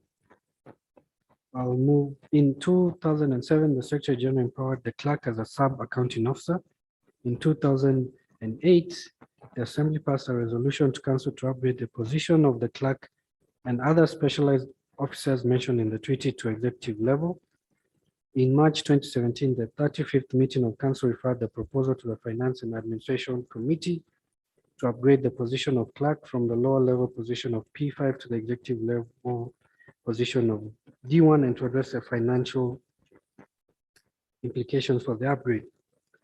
The committee observed that without upgrading the position, the authority of the clerk to make executive decisions may be eroded, hence diminishing the power of Eala since it is denied the opportunity to participate in executive functions of the EAC. The committee recommends to the Assembly to urge the Council of Ministers to sort out this matter with a view of upgrading the position of the clerk. I'm on item number 4.4.5, succession planning for positions of the clerk and deputy clerk. The Audit Commission reported that contracts for the clerk of the Assembly and deputy clerk of the Assembly revealed that both the contracts of both substantive officers would expire on 30th November 2019. This indicated that from December 2019, Eala will not be having a clerk and a deputy clerk, leaving a big administrative gap in Eala. The committee observed that, 1, the expiry of the contracts of both the clerk and deputy clerk has left Eala with huge administrative challenges, which have negatively affected the ability of Eala to function effectively and efficiently. 2, Regulation 45(4) states that an acting in any position shall not exceed 6 months before the post is substantially filled. The committee notes that both Mr. Tugume Alfred and Mr. Kadonya Charles in acting positions longer than the regulatory period, thus making their continued occupation of the offices illegal. Worse still, the Assembly may recall that it passed a resolution calling upon Council to suspend Mr. Kadonya, which has never been implemented. The committee recommends to the Assembly to 1, urge the Speaker and Eala Commission to urgently pursue the matter with Council, such that the 2 vacant positions along with other key posts are filled at the earliest opportunity. Urge Council, the Secretary General and Eala to establish clear succession plans for its staff with timelines based on existing contracts to enable Eala to continue with its functions smoothly. 3, urge Council to allow staff in working position up to when the positions are filled. I'm now on item number 4.5, review of procurement. The first item is lack of monthly procurement reports. As provided for Regulation 42(10) of the AC Financial Rules and Regulations, requires the head of procurement to prepare and submit monthly reports to the procurement committee. The committee observed that the non-compliance with the financial rules and regulations may create challenges in monitoring the procurement plan. Committee recommends to the Assembly to urge Council of Ministers to 1, direct Eala management to comply with financial rules and regulations and ensure the monthly procurement reports are filled. 2, fast-track the establishment of the position of the procurement officer. Item number 4.5, planned activities not implemented. The committee observed that the non-implementation resulted from obtaining liquidity challenges, hence the likelihood of missing key activities which may ultimately prevent Eala from achieving its objective. The committee recommends the Assembly to urge the Council of Ministers that it avails all budgetary funds in a timely manner to enable it to realize its intended strategic objectives. I'm now on page 110 on the incomplete assets register. The Audit Commission reported that during the review of assets register maintained by Eala, it noted that assets with a base gross value of $1,542,000 recorded in the asset register had no location of where they are. It's very therefore difficult to trace where the assets were without location indicated in the register. The committee observed that having an incomplete assets register may lead to loss and misuse of assets, while at the same time not reflecting their true value. The House will recall that when it reviewed the management letter of the EAC ICT, it noted that the system log showed that from 1st January 2018 to November 2019, of the 25 users on HardCat, only 2 accounts had been registered in the system log as having performed activities named in the HardCat administrator and super user. The committee notes from the above table that Stephen Kikwai, Edna Deus Mbasa, and the Department of Sergeant at Arms under whose purview the Assets Department fall, Eala staff who are supposed to ensure assets register completeness. The committee further notes that the systems include former staff like Julius, Victor, and Keramahigo, and therefore unauthorized users may access it. The committee recommends the Assembly to urge Council of Ministers to 1, direct Eala management to regularly update and put the assets register in order to safeguard its assets from loss or misuse. 2, assess the usefulness of HardCat, and if not found relevant, it should be phased out. And now on page 111, the first issue is 4.5.5, assets with 0 carrying amount but still in use. This is also a recurring audit query. The Audit Commission reported that during the year under review, plant and equipment of Eala noted that there were assets with a gross base value of $357,016, which had their carrying amount at 0 by 30th June 2019, but are still in use. The committee observed that in this case, the original estimate of above assets' useful life proved to be incorrect, and as such may cause depreciation values to be unrealistic.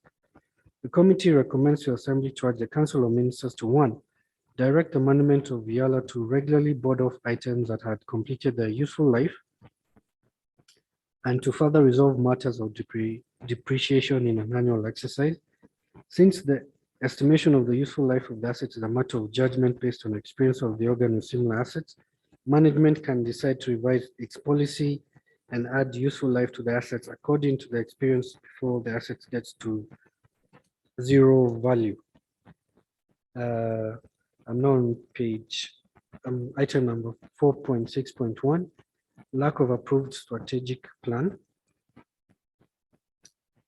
During the Audit Commission reported that during the year under review, it's noted that Eala's strategic plan ended on 30th June 2018. From July up to date, Eala was operating without an approved strategic plan. The committee commends the Eala Commission and management. So let me just go back. When the committee met the management of Eala, it reported that a strategic plan was approved by Eala Commission and was launched on 28 September 2020. The committee recommendation. The committee commends the Eala Commission and the management for the milestone. However, the committee urges Eala to ensure that the plan is implemented to ensure that strategic goals that are enshrined therein are achieved. 2, Eala management should always ensure that in future the strategic plan is prepared in time. Now on page 112, and which is review of Eala bills. The first issue was a delay in passing AC bills.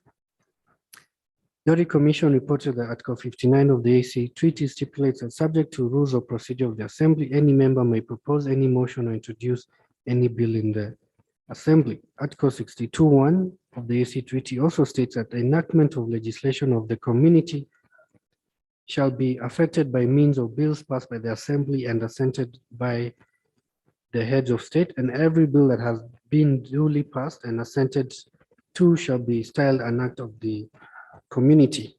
So if you look at page 112, there's a list of the planned bills not passed by the year 30th June 2019. The next page, which is 113, also talks about the current status as far as the bills are concerned. And again, that's the bills listed on page 112. So we'll go to the committee observation on 114. Delayed enactment of AC laws may lead the Assembly not to attain its objectives and the integration agenda at large. This likely was to erode the image of Eala as a non-performing entity.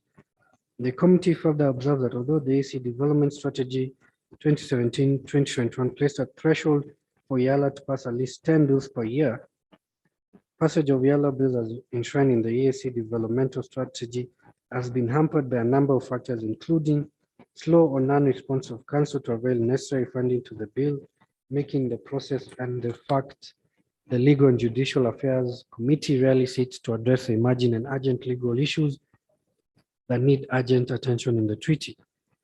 Article 14.3 of the treaty establishes the South African Community and obligates the council to initiate the bills to the Assembly. The committee observes that from the above listed bills, it's only the South African Community Competition Amendment Bill 2015 that was submitted by council. The committee further notes that to the exception of the appropriation bills, the council has not submitted any bill to the Assembly. This is thus a breach of Article 14.3 of the treaty. I'll go to the committee recommendations. The committee recommends to the Assembly to 1, urge the Council of Ministers to avail required resources for bills. 2, ensure that Eala Commission follows up with the Assembly to enact the outstanding laws to support the integration process. 3, avail the necessary requisite support to the Assembly to ensure that the legislative process is adequately funded. 4, comply with Article 14.3 of the treaty and initiate and submit the bills to the Assembly. 5, all the respective committees where these bills were referred to should, as a matter of urgency, provide the reports to the Assembly on the status of the bills within 1 month. Item number 4.7.2, EAC bills not assented to. The Audit Commission noted that Article 63(1) of the AC Treaty stipulates that heads of state may assent or withhold assent to a bill of the Assembly. A bill that has not received assent as provided for in paragraph 1 of this article within 3 months from date on which the Assembly passed it shall be referred back to the Assembly, given reasons, and with a request that Assembly reconsider the bill or a particular provision thereof. If the Assembly discusses and approves the bill shall be submitted to the state for assent. If a head of state withholds assent to a resubmitted bill, the bill shall lapse. I'll move to page 116 on the committee observation. Delayed assent to EAC laws may lead the community to not fully attain the objective for which it was established. The committee recommends to the Assembly to direct the Eala Commission to discuss the matter with a view addressing the gaps with the council. I am now on page 117, which is the South African Court of Justice. So the first issue raised by the Commission was poor maintenance of vehicle logbooks. The Audit Commission reported that the court does not complete the motor vehicle logbooks as required.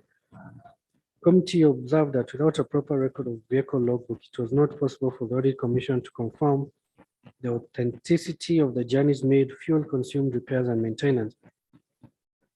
Management may therefore misstated some of the expenses attributed to vehicle movements and repairs. The committee recommends to the Assembly to urge Council of Ministers to direct management of EACJ to streamline and improve controls by maintaining logbooks for EAC motor vehicles as required by regulations 8.1.4.3 of the EAC financial rules and regulations. Next query was partially supported payment of education allowance, $15,000. In which the audit commission reported that said amount was paid as education allowance to staff without the required supporting documents or based on outdated letters of admission, which cannot prove if the child is still in school, contrary to regulation 40 of the UC staff rules. I'll move to the observation on page 118. The committee observed that in absence of the required documentary evidence, payment of education allowance may be made to non-eligible children. Management could still provide annual confirmations from schools that a particular child is still in school and have progressed or not progressed with the studies. Evidence of school fees payments could also suffice. The committee recommends to the Assembly to urge the Council of Ministers to direct the management of EACJ to endeavor updating its requisite documents for staff that qualify for the education allowance. The next query was payment for uniform amounting to $1,593.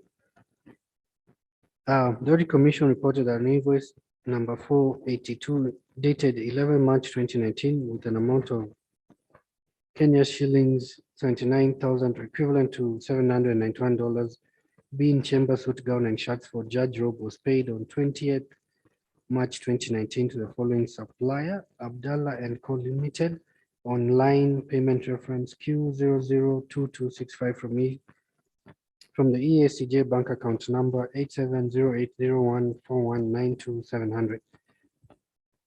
Although the documents were stamped paid, when the audit reviewed the bank statements, the ledger revealed that the same amount was paid again on 1st April 2019.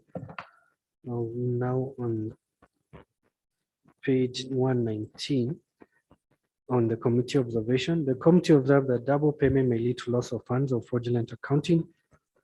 The committee recommends the Assembly to urge the Council of Ministers to direct management of EACJ to recover the payment of $801.47 from the supplier and improve the internal control so that such cases don't reoccur, short of which the signatory should repay the loss.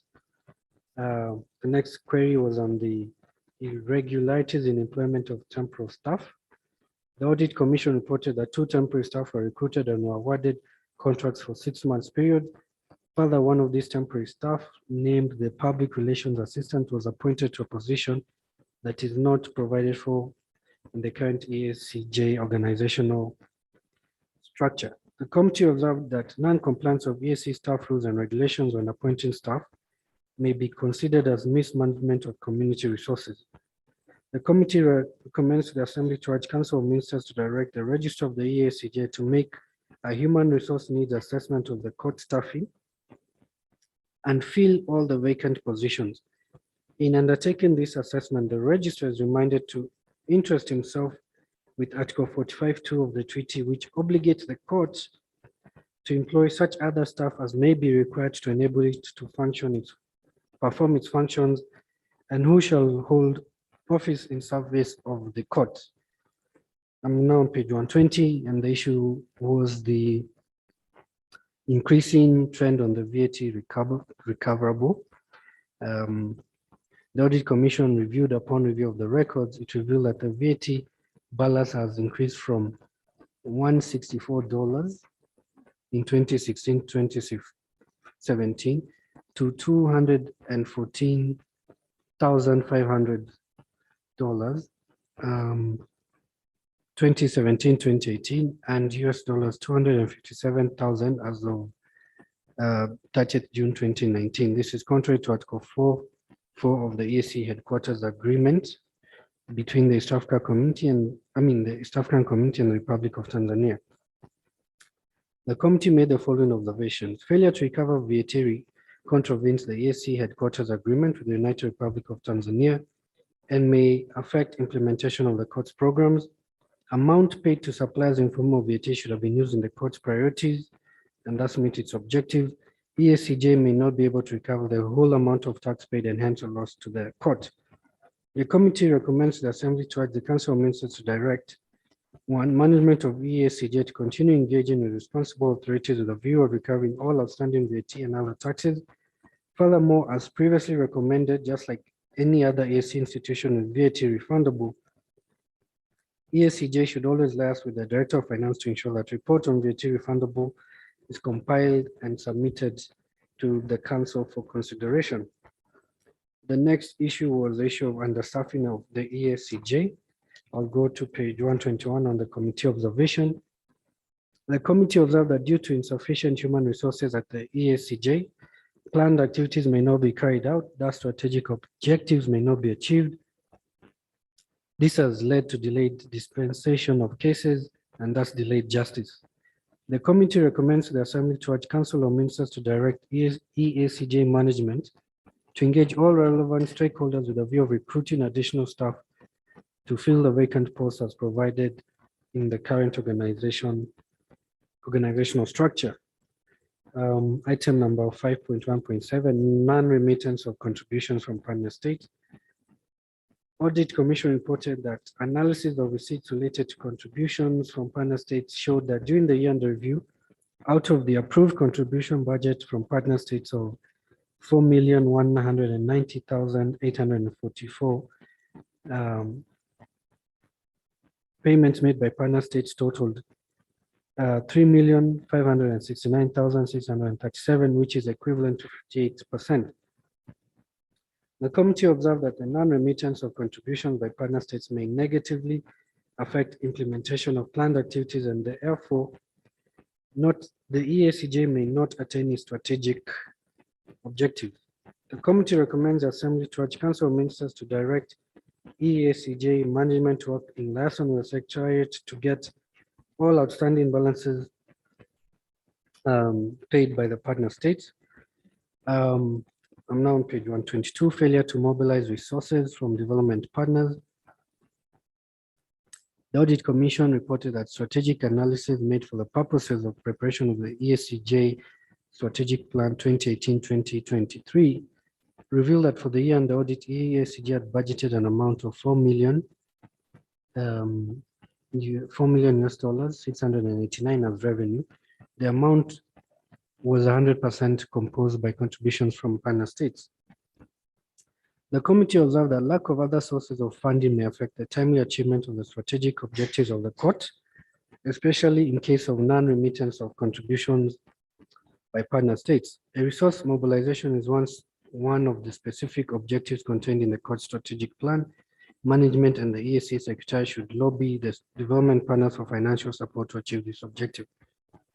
The committee recommends the Assembly to urge the Council of Ministers to direct the EACJ management to 1, put in place resource mobilization strategies to mobilize funds from development partners in order to guarantee the autonomy of the court and its independence and timely dispensation of justice, address itself to Article 45(2) of the treaty, which obligates the court to employ such other staff as may be required to enable it to perform its functions, as to, among others, review its staff structure in order to recruit specific officer in charge of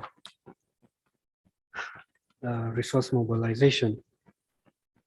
Now on page 123, review of the EACJ budget performance report. Audit revealed that at the end of the year, 5 of activities were not implemented, and out of a total expenditure of 3,603,000, only a sum of 201,723 was related to the activities linked to the strategic plan, which is equivalent to only 5.6%. The committee observed that 1, there's a high risk of not achieving the strategic objectives set at the end of the 5-year period, which the strategic plan was designed. Within 1.5 years, the strategic plan will have reached its timeframe.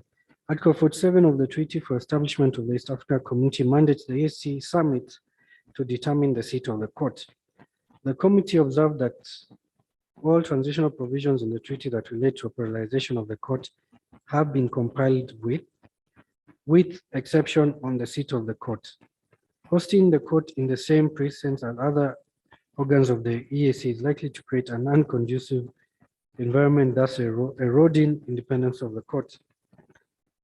The committee recommends to the Assembly to urge the Council of Ministers to direct the EAC management to One, ensure that annual work plan and annual budgets are linked to the strategic plan. Two, urge council to liaise with the summit and ensure that Article 47 of the treaty regarding the seat of the court is resolved so as to grant the EACJ physical independence.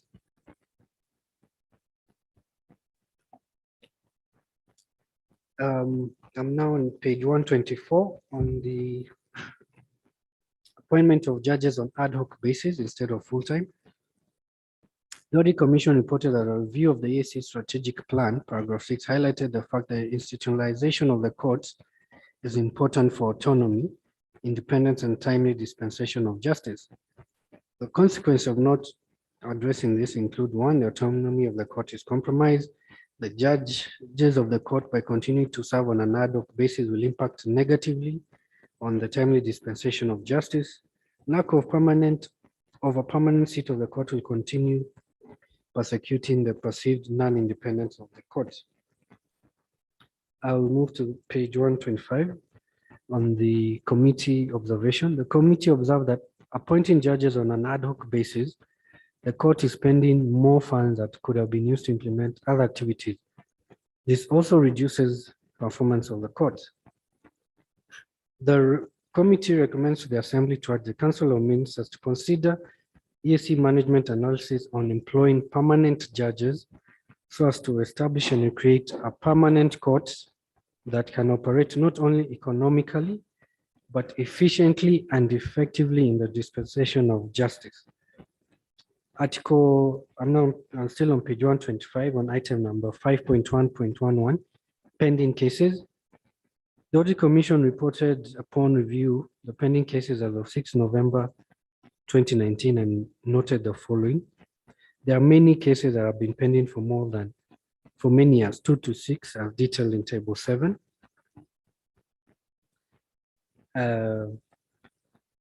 Judges are not permanent staff of the court and deal with cases on sessional basis as shown below. See, the court is in session for less than half of the year and it's very likely that pending cases will continue to accumulate further every year. For instance, the last year comparative pending cases combined was 60 for both first division and appellate, compared to the current year, which is 63. The committee observed that, so on page 126, operation of judges on a sessional basis leads to slow process and lengthy cycle of delivery of justice. Long delay in delivery of cases leads to delay in dispensing of justice, thus undermining the reputation of the ECJ, which may lead to eroding public confidence in the court. The committee recommends the Assembly to urge the Council of Ministers to direct the ACE management to: one, devise necessary strategies to expedite the hearing of long pending cases and make efforts to deliver cases in a reasonable time. Two, liaise with council and ensure that the recruitment policy of the EACJ judges on a permanent basis is developed and approved such that the EACJ gets full-time judges on a permanent basis. I'm now on page 127, part 6. On the East Africa Kiswahili Commission. And the first issue was a review of the budget, in which case the East Africa Kiswahili Commission had budgeted to collect US dollars 1,513,000. Out of this, only 865,000 were received, leaving a balance of about $647,726. And an expenditure of US dollars 867,000 was incurred instead of the 1.5 million US dollars budgeted for the financial year ended 30th June 2019. The committee observed that the EAKC intended objectives may not have been achieved, thereby affecting it in the achievement of its strategic objective. The committee recommends to the Assembly to urge Council of Ministers to direct the EAKC management to encourage partner states to remit their contributions on time and also engage the development partners where possible to fund the activities in case of shortfalls in budgeted funds. The next query was an issue on underspending at the EAKC budget. And this is a recurring issue, so I'll move to the committee observation. The committee observed that the budgetary assumptions and predictions were built on wrong budget estimates, which were inaccurate. This led to budget control issues, as well as large amounts of funds unspent. This therefore leads to the entity not achieving its intended objectives and strategic interventions. The committee recommends the Assembly to urge Council to direct the management of EAKC to always estimate budget accurately for better funds allocation and avoid leaving out planned activities. Poor budgeting is anomalous and creates budgeting irregularities. A review of accounts receivable. Outstanding receivables from partner states of $650,192.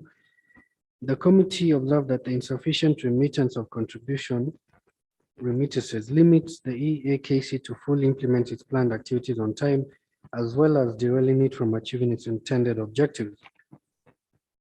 The committee recommends to the Assembly to urge the Council to direct management of EAKC to liaise with the Office of the Secretary General to ensure that the outstanding receivables from partner states are remitted to the EAKC. The Council should further direct partner states to remit all the outstanding financial obligations in a timely manner. The next query was the issue of non-compliance with headquarters agreement on VAT exemption. The Audit Commission reported for the financial year 2018-19, the EAKC VAT balance had been increasing year by year from $32,101 to $50,000 as of 30th June 2019. I'll move to page 129. The committee observed that failure to recover VAT contravenes the EAC headquarters agreement. Amounts paid to suppliers in form of VAT should have been used in financing the Commission's other priorities. The EAKC may not be able to recover the whole tax paid and hence lose resources. The committee recommends to the Assembly to urge Council to direct management of the EAKC to liaise with the Office of the Secretary General to ensure that the EAC Council ministers intervene with a view of getting a lasting solution to this matter. The management of the EAKC is advised to institute measures to have taxes refunded. I'm now on item number 6.2.3, excessive administrative and consultancy expenses of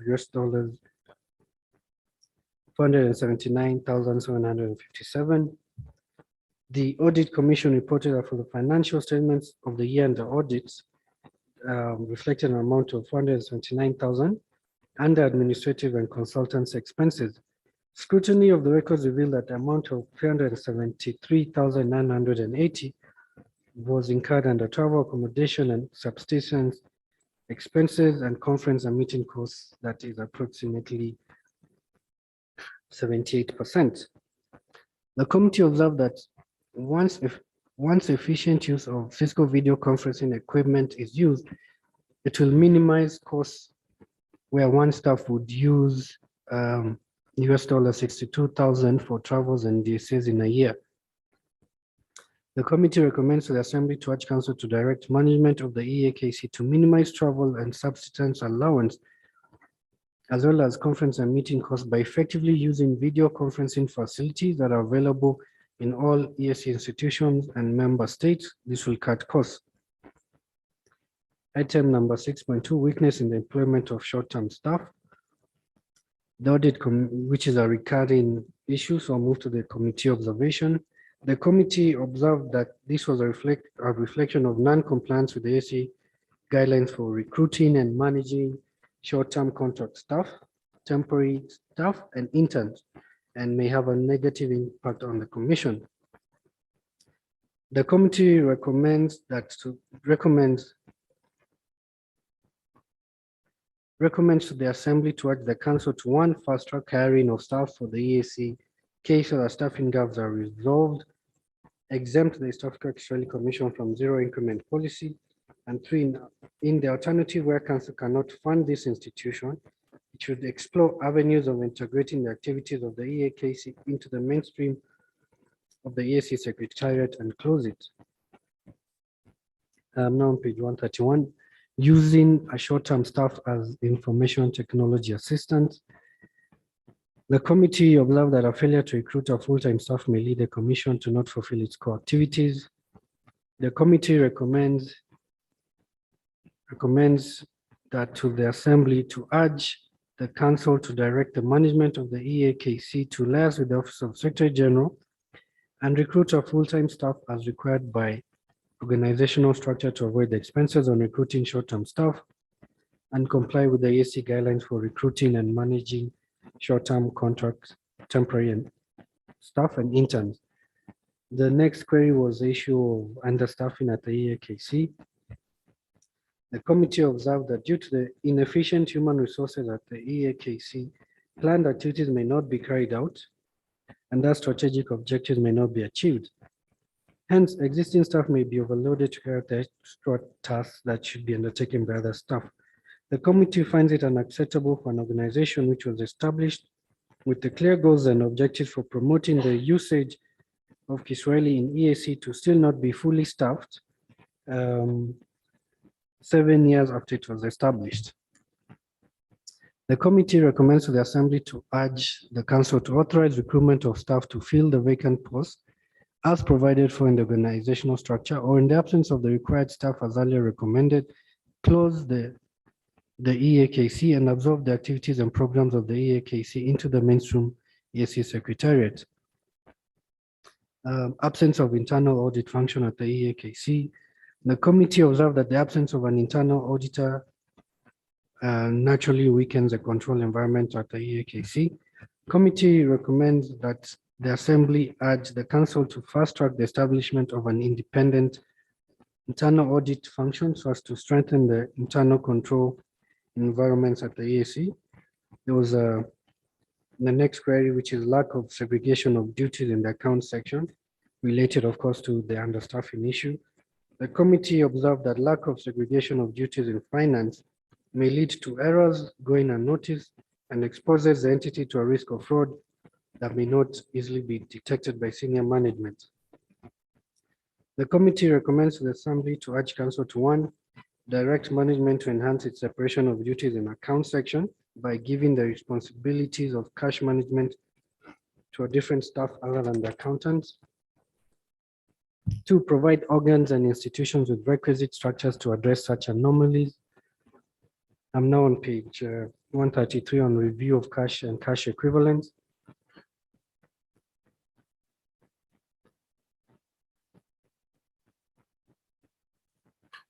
This is a review of cash and cash equivalents, review of the bank account balances.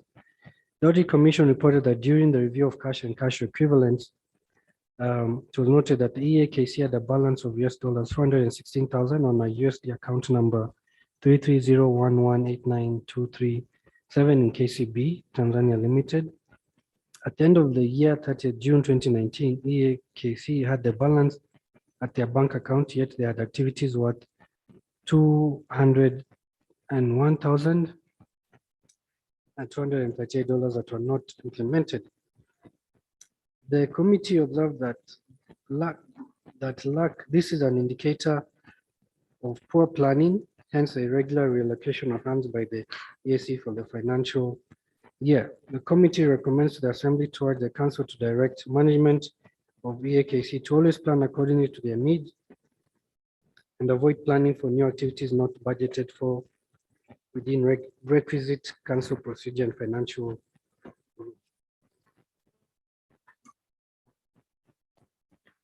Now on item number 6.3.2, planned activities not implemented. And I'll go to page 134 on the committee observation.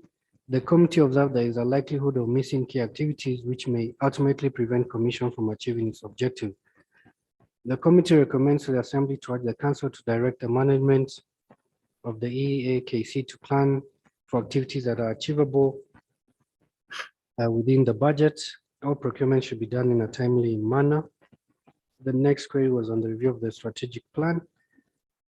The committee observed that there is monitoring and evaluation of strategic plan is rendered difficult because the entity cannot establish which activities were supposed to be implemented in each year.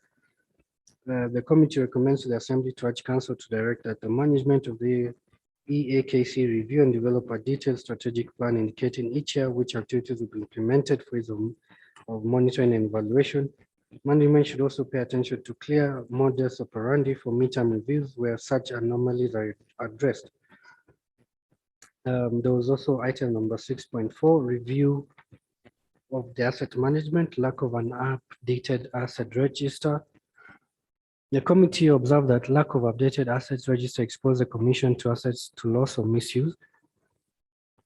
The committee recommends to the assembly to urge the council to direct the management of the EAKC to always update the assets register in order to safeguard its assets from loss or misuse, and in so doing reconcile the same with the EAC-wide hard cut systems assets. There was an issue of the verification of fire extinguishers. The Audit Commission reported that during the physical verification of fire extinguishers for EAKC, it was noted that there are 9 fire extinguishers that are out of service. The committee observed the commission is not protected from any fire outbreak.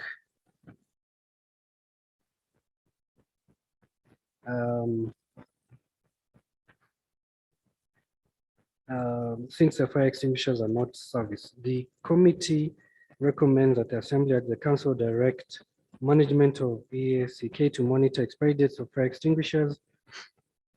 Colossal amounts may be put to waste in form of building documents and assets. Case of misfortunate fire outbreak erupts. I'm now on page 136 on the Civil Aviation Safety Security Oversight Agency.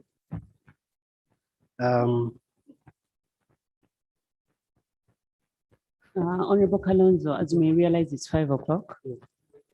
So we are allowing you another 15 minutes.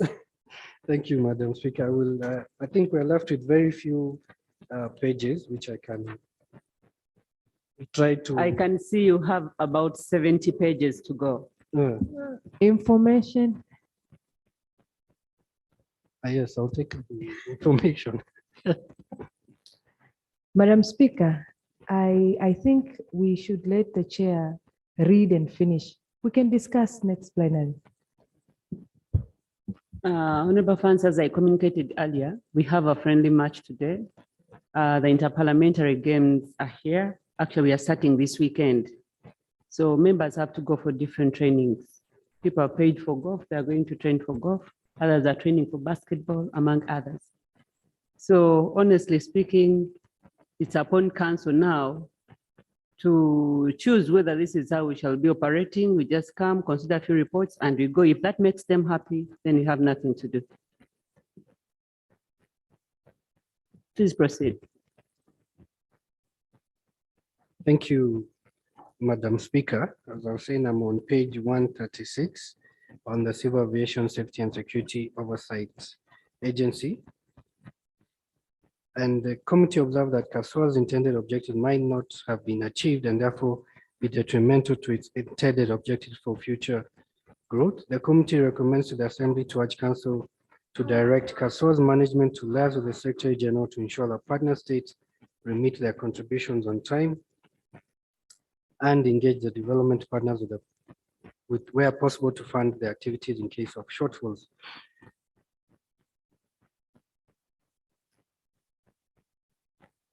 So there was also the query of over and under budgeting of CASOA activities. The committee observed that the assumptions and estimates built into the budget were inaccurate and may lead to poor budget controls.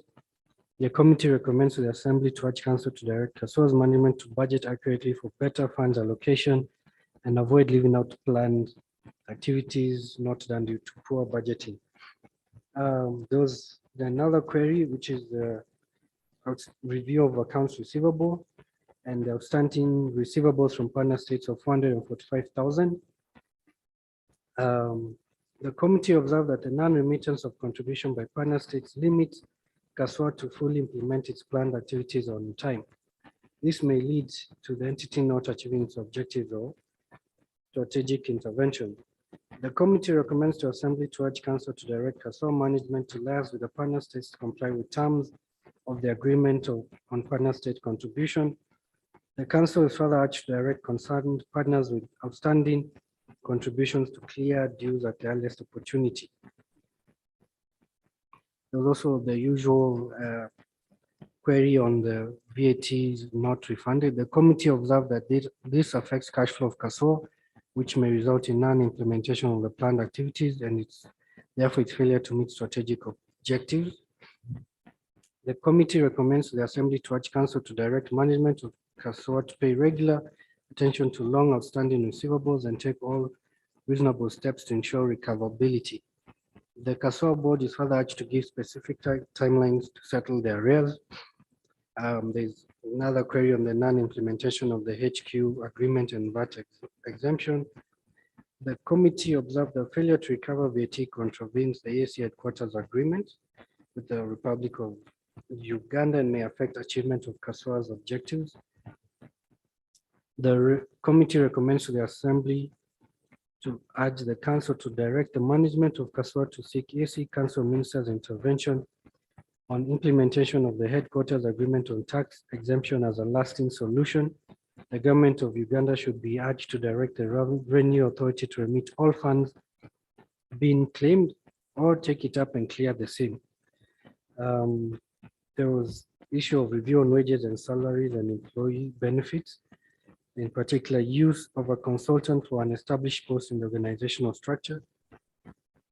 The committee observed that the use of the consultant resulted into the agency paying an extra amount equivalent to $46,000 during the financial year ended 30 June 2019. Since the P5 salary scale does not yield the $8,135, but rather $6,000 all inclusive.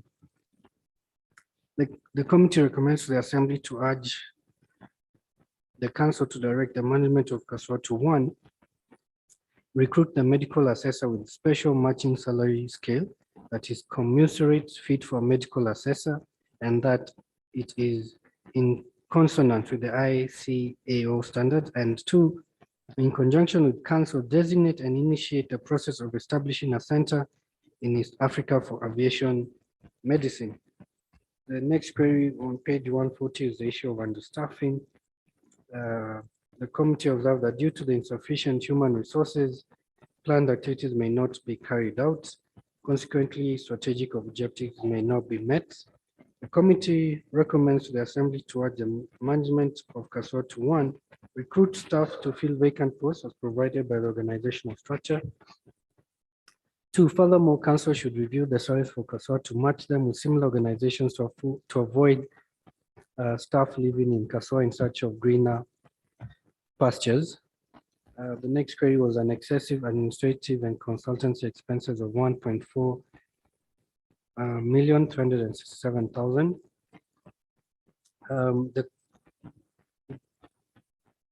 The Audit Commission reported that the financial statements for the year under audit reflected an amount of 1.4 million and administrative and consultancy services.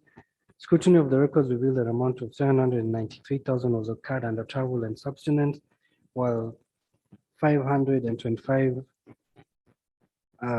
was incurred under conference meetings, respectively, which approximately came to 55%.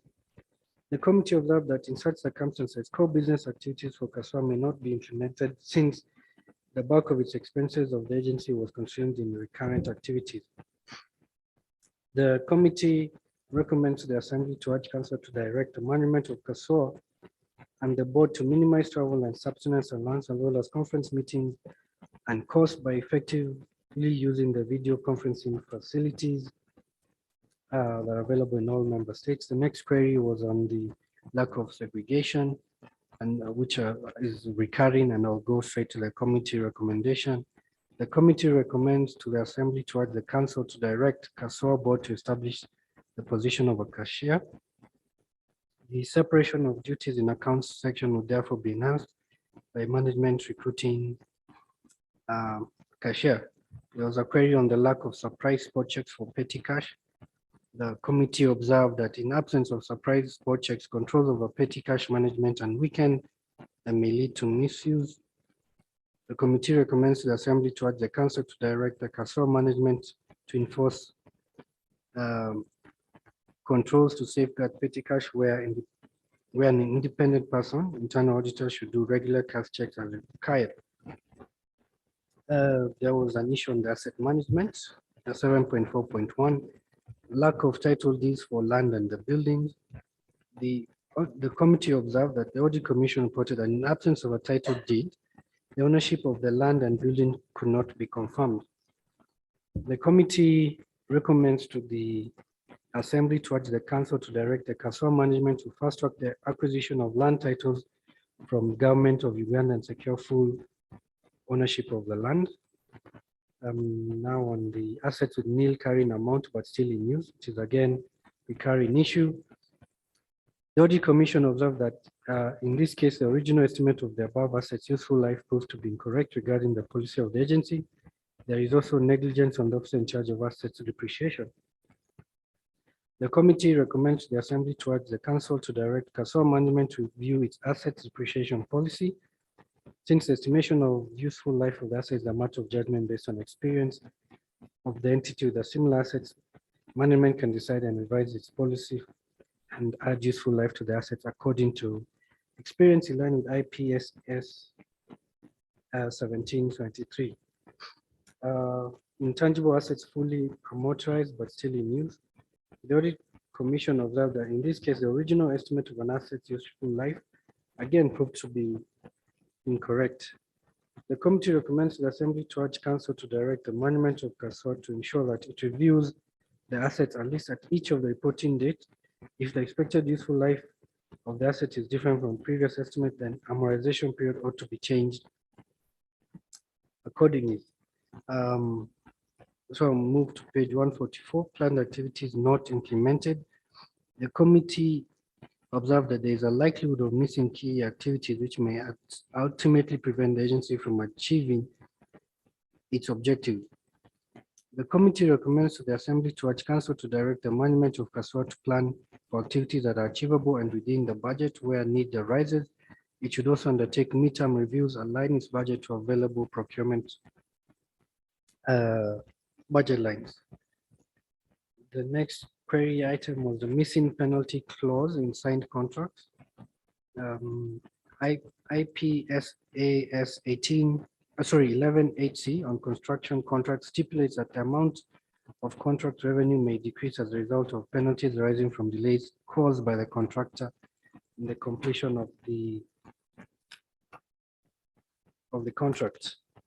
So the committee observed that this exposed the agency to loss of funds, the work's delay, and the expected revenues from charge of penalties once a contract is not completed on time may not be realized. The committee recommends the Assembly to urge the Council to direct the board and management of Kaswa to revise its contracts and put a clause of penalties to protect them once a contract delays. Item number 7.5.3, review of Kaswa mandate versus Kaswa strategic plan. The committee observed that inadequate planning might lead Kaswa not to achieve its mandate and strategic objectives. The committee recommends to the Assembly to urge the Council to direct Kaswa management to review its strategic plan in view of the activities it is yet to implement. 7.4, review of the governing board. When the committee interacted with the management of Kaswa, it reported that Article 12 of the protocol establishing Kaswa enables the board to establish technical committees and determine the composition and functions of these committees. The committee observed that having technical committees that are different from board of directors would lengthen the decision-making process, hence leading to waste of resources which may impede effective functioning of the board. The committee recommends the Assembly to urge the Council to direct the board and management of Kaswa to use technical persons that are different from the board of directors as may be necessary for specific areas. The board of directors should be majority in the technical subcommittees of the board in line with good governance.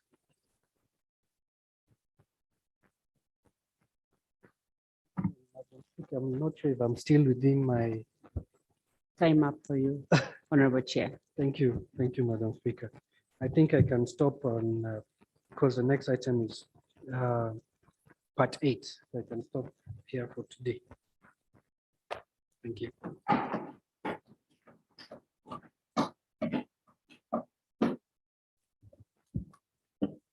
Thank you so much, Honorable Chair of Accounts. Honorable members, you all realize we are working under too much hardship. Sincerely speaking, we had another 58 pages to go to complete this audit report. This is a very, very important report. However, my hands are tied. We have other activities, the games are here, we have to train, we don't have an option. Maybe now that the Chair Council is seeing how much we are constrained, we'll be able to convince other council members that this assembly deserves more time of work. It's really unfair that council is micromanaging the assembly. Council is deciding how many sittings we should have and for how long. This is not right. Council, honestly, sittings of an assembly should be determined by the amount of work they have beforehand. Here we are, we have this audit report. We've not completed it. Another audit report was tabled yesterday. I understand another audit report has been finalized by the Audit Commission. We have a number of reports. Honorable Nduwayo, you saw how much he was belaboring at the beginning. The CTI committee has a report whereby an activity was sponsored by the private sector. They came to Arusha. They wanted to follow the proceedings of this house regarding that report. But the 14 days you gave us are done. So we have nothing else to do. Honorable Mujenyi has a very pertinent motion. Information Chair. Yes, Honorable Nduwayo. Yes, actually the report from South Sudan is a report which were given by the summit. Actually, it was a directive from the summit that we should conduct that report. And they reported before, I think it was during this plenary. So all of a sudden, nothing happened. Yes. Integration of South Sudan into Customs Union. So that report, I think you need a special sitting next week if it's possible. Thank you very much. Thank you, Honorable Nduwayo. Honorable Chair Council, it is really, really hard. We have different private members' bills, different motions. Members have actually been scrambling for time on the order paper. I remember yesterday during the commission meeting, 2 members had to get crushed the commission meeting, trying to fight for their reports to come on the order paper. And here we are not able to discharge that function. If really this assembly is going to do the oversight role of this community, if we are going to do the legislative role of this community, give us chance as council to do our job. We are coming to the end. We are coming to the end of our tour of duty. Eala 4 has only 1 year left. So in that 1 year, allow us to dispose of all this work that we have. We have a huge backlog of work we have to dispose of before we conclude our tour of duty. So I humbly request you, Chair Council. I know you are our very good ally. We always count on you and we always count on your leadership. Yes. It will go down the annals of history that at least you fostered this assembly to do its job. Honorable members. Information, Madam Speaker. Information. Also. Madam Speaker. Information. Yes, Honorable Commissioner, Honorable Order. Yes. Thank you very much, Madam Speaker. I just want to inform, as the Chair Council is here, that we in the Commission, we are really suffering because to put the activity, to just squeeze ourselves within the 14 days, it's really not fair to the activity of the community, to the chairpersons who are pushing for their reports to be done and for other things also to be deliberated. That's the information. And the motion. Information, Mr. Speaker, Madam Speaker. Yes, Honorable Mjeni. Madam Speaker, the motion that I was supposed to move today or yesterday on behalf of the Women's Caucus was actually specific to a particular period of time. It was targeting the 16 days of activism, which is a UN celebrated activity that takes place every year between the 25th of November to the 10th of December. So if we don't get our voices to be heard today, actually the EAC is missing out on doing anything to stand up in favor of equity between men and women and against violence against women. That is the focus of this year's activity. So it's unfortunate if we cannot really, I mean, where are we in EAC? The members of parliament all over the world have been having activities during this period. So for us to be silent, we are going to accept it. Yes, there is no choice as of now, but surely we should have stood up to be counted like other women around the world. I beg to move the information, Madam Speaker.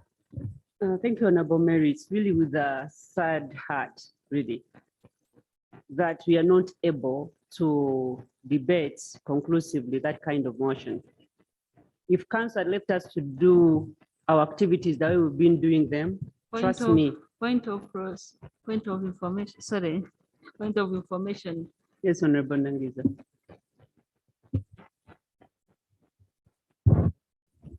Thank you,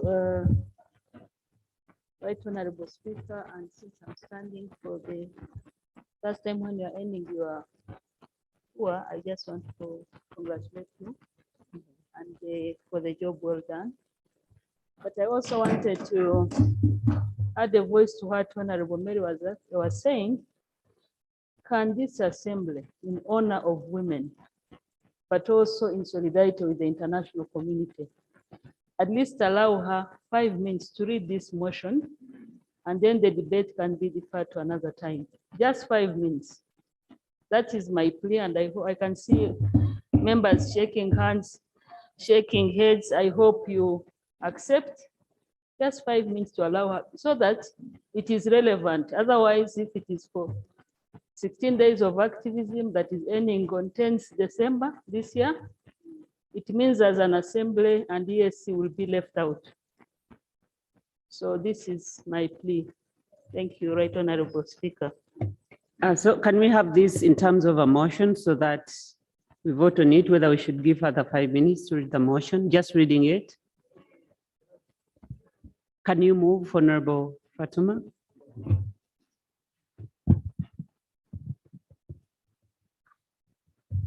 Right Honorable Speaker, I'd like to move the motion that this assembly allows Honorable Mary Mugenyi to move a motion for the resolution of the assembly urging the Council of Ministers to adopt and implement measures to enhance gender mainstreaming in the recruitment and appointment of staff for organs and institutions of the community. I beg to move.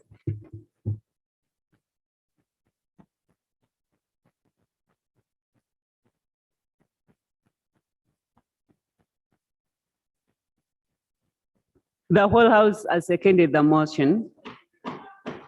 So, Honorable Mary, please take the floor. The 5 Thank minutes she you has very requested much. for, I'll add you another 5. You have Yeah. the 10. Yeah. Thank you, Madam Speaker. I would like to take this opportunity to thank colleagues who have really given this motion special attention. Madam Speaker, I stand to move a motion for a resolution of the Assembly urging the Council of Ministers to adopt and implement measures to enhance gender mainstreaming in appointment and recruitment for the organs and institutions of the community. This motion is moved under Article 5(3)(e), 6(d), 49(2)(d) of the treaty, Article 39(2)(c) of the Common Market Protocol and Rule 26 of the Rules of Procedure of the Assembly. Whereas the partner states undertook to mainstream gender in all the endeavors of the community and to enhance the role of women in the development of the community and of the strategies of attaining the objectives of the community under Article 5.3e of the treaty. Whereas the partner states have committed under Article 39.2c and D of the protocol on the establishment of the East African Community Common Market to promote equal opportunities and gender equality, to harmonize their policies relating to promotion and protection of the rights of marginalized and vulnerable groups. Recognizing that in 2008, the Council adopted the East African Community Gender Policy, whose goal is to have an inclusive community which guarantees equal rights and opportunities for women and men.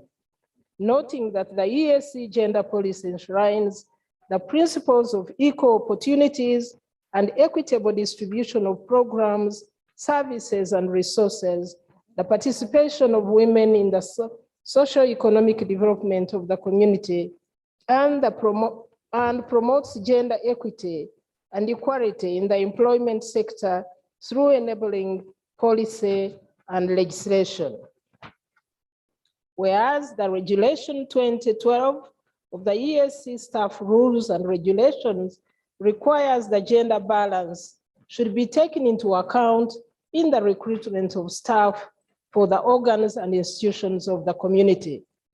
Further aware that most of the partner states have, through legislation and administrative measures, adopted affirmative action, including reserves at least 30% of the appointive and elective positions for women at various levels of government or of leadership, as of the strategies of promoting gender equity and equality and gender mainstreaming. Concerned that despite the existing legal framework, there are still glaring inequalities between men and women in the service of the community, including staffing at the executive, professional, and general staff levels in all the organs and institutions of the community. Further concerned that out of the 5 top executives of the EAC Secretariat, none is female. Out of the 7 directors in the EAC Secretariat today, only 1 is a woman. None of the 6 judges of the first court instance division of the East African Court of Justice is a woman. Only 1 of the heads of the more than 9 institutions of the community is a woman. Out of the professional staff of the assembly, only 1 is female. Concerned that if these gender imbalances in decision-making as well as in professional staff category within the organs and institutions of the community are not mitigated, gender mainstreaming will remain an unattainable dream for the community. Concerned that if these gender imbalances,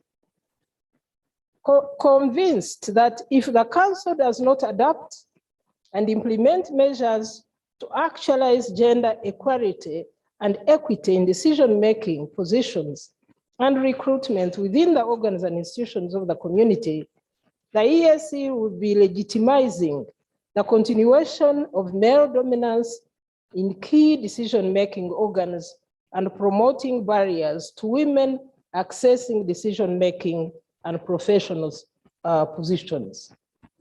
Now, therefore, be it resolved by the Assembly as follows: that in accordance with Article 5.2e, 6d, 49.2d of the treaty, the Assembly calls upon and urges the Council of Ministers, A, to direct partner states to always consider gender when nominating persons to serve in the organs and institutions of the community, including the Secretary General and the Deputy Secretary General, deputy secretaries general, judges, and members of boards. B, to direct Secretary General to conduct a gender audit in the organs and institutions of the community to facilitate the council to implement gender mainstreaming in the organs and institutions of the community. C, to implement Regulation 2012 of the EAC staff rules and regulations and take gender into account in recruitment of professional staff. D, to direct the Secretary General to consider affirmative action for women when recruiting general and staff and support staff in the organs and institutions of the community. To direct the Secretary General to ensure that advertisements for jobs in the organs and institutions of the community encourage women to apply. The F, to create a conducive environment for women working in the EAC, taking into account specific needs for women, including breastfeeding facilities, adequate maternity leave, daycare centers, affordable education for children, favorable spouse allowance, and an environment free from sexual and gender-based violence. I beg to move, Madam Speaker. I thank you. Thank you, Honorable Mary Mgenyi. Do you have any further justification for your motion? My colleague, Honorable Ambassador Fatuma Ndangiza, who is the seconder, will justify the motion. I thank you, Madam Speaker. Okay, before I go to Honorable Ndangiza, the motion on the floor is for a resolution of the Assembly urging Council of Ministers to adopt and implement measures to enhance gender mainstreaming in appointment and recruitment for the organs and institutions of the community. We are going to allow at least just 2 members to make a brief debate on this motion, and then we conclude it. Starting with Honorable Fatuma Ndangiza, the seconder of the motion, and then Honorable Aden Abdikadir. Unless if somebody is itching so bad, I can give you 1 minute. Honorable Fatuma.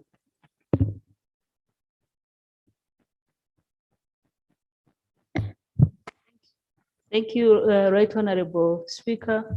I would like to start by thanking Honorable Mary for really moving this very important motion that seeks to urge the council and the entire community to ensure that gender equality in terms of employment within the EAC is really taken care of. I'm happy to note that we are deliberating this very important motion. As I said, when the world is celebrating 16 days of activism against gender-based violence, but is also taking place at a time when EAC on the 30th November was celebrating its 22nd years of existence after the revival of the East African community. So I think it's really time for EAC to take stock, to take an introspective and reflect as to why we still have these serious, glaring gender inequalities. Yet, as a community, the treaty is very clear. All the articles that have been raised by Honorable Mary in her motion, whether it's Article 5 of the treaty, 3E, it talks about gender mainstreaming in all aspects, in all its endeavors, and the enhancement of the role of women in social, political, economic, and technological development. When you look at Article 6, among the fundamental principles, again, Section D talks about good governance, including gender equality. You go to Chapter 22, enhancing the role of women in socio-economic development. Article 21, Article 122, it's an emphasis on women empowerment and the critical role that women have to play in all areas, including decision-making, so that you can be able to attain our integration agenda. When you look at all the gender policies, we have a gender policy that was adopted by the council in 2008. It's very clear on issues of gender mainstreaming, specifically in the area of employment. When you go to Gender Strategy 2020-2025 Action Plan, so really, we really have all the tools. When you go to our partner states, all our partner states in their constitutions, whether it is Kenya, they have an affirmative action of 2/3 rule, but of course, more needs to be done with regard to implementation. When you go to the Republic of South Sudan, I think it's 25% affirmative, 35%, which is commendable. You go to the Republic of Uganda, the same, there is a specific affirmative action. You go to the Republic of Rwanda, you also have an affirmative action of 30% and equality.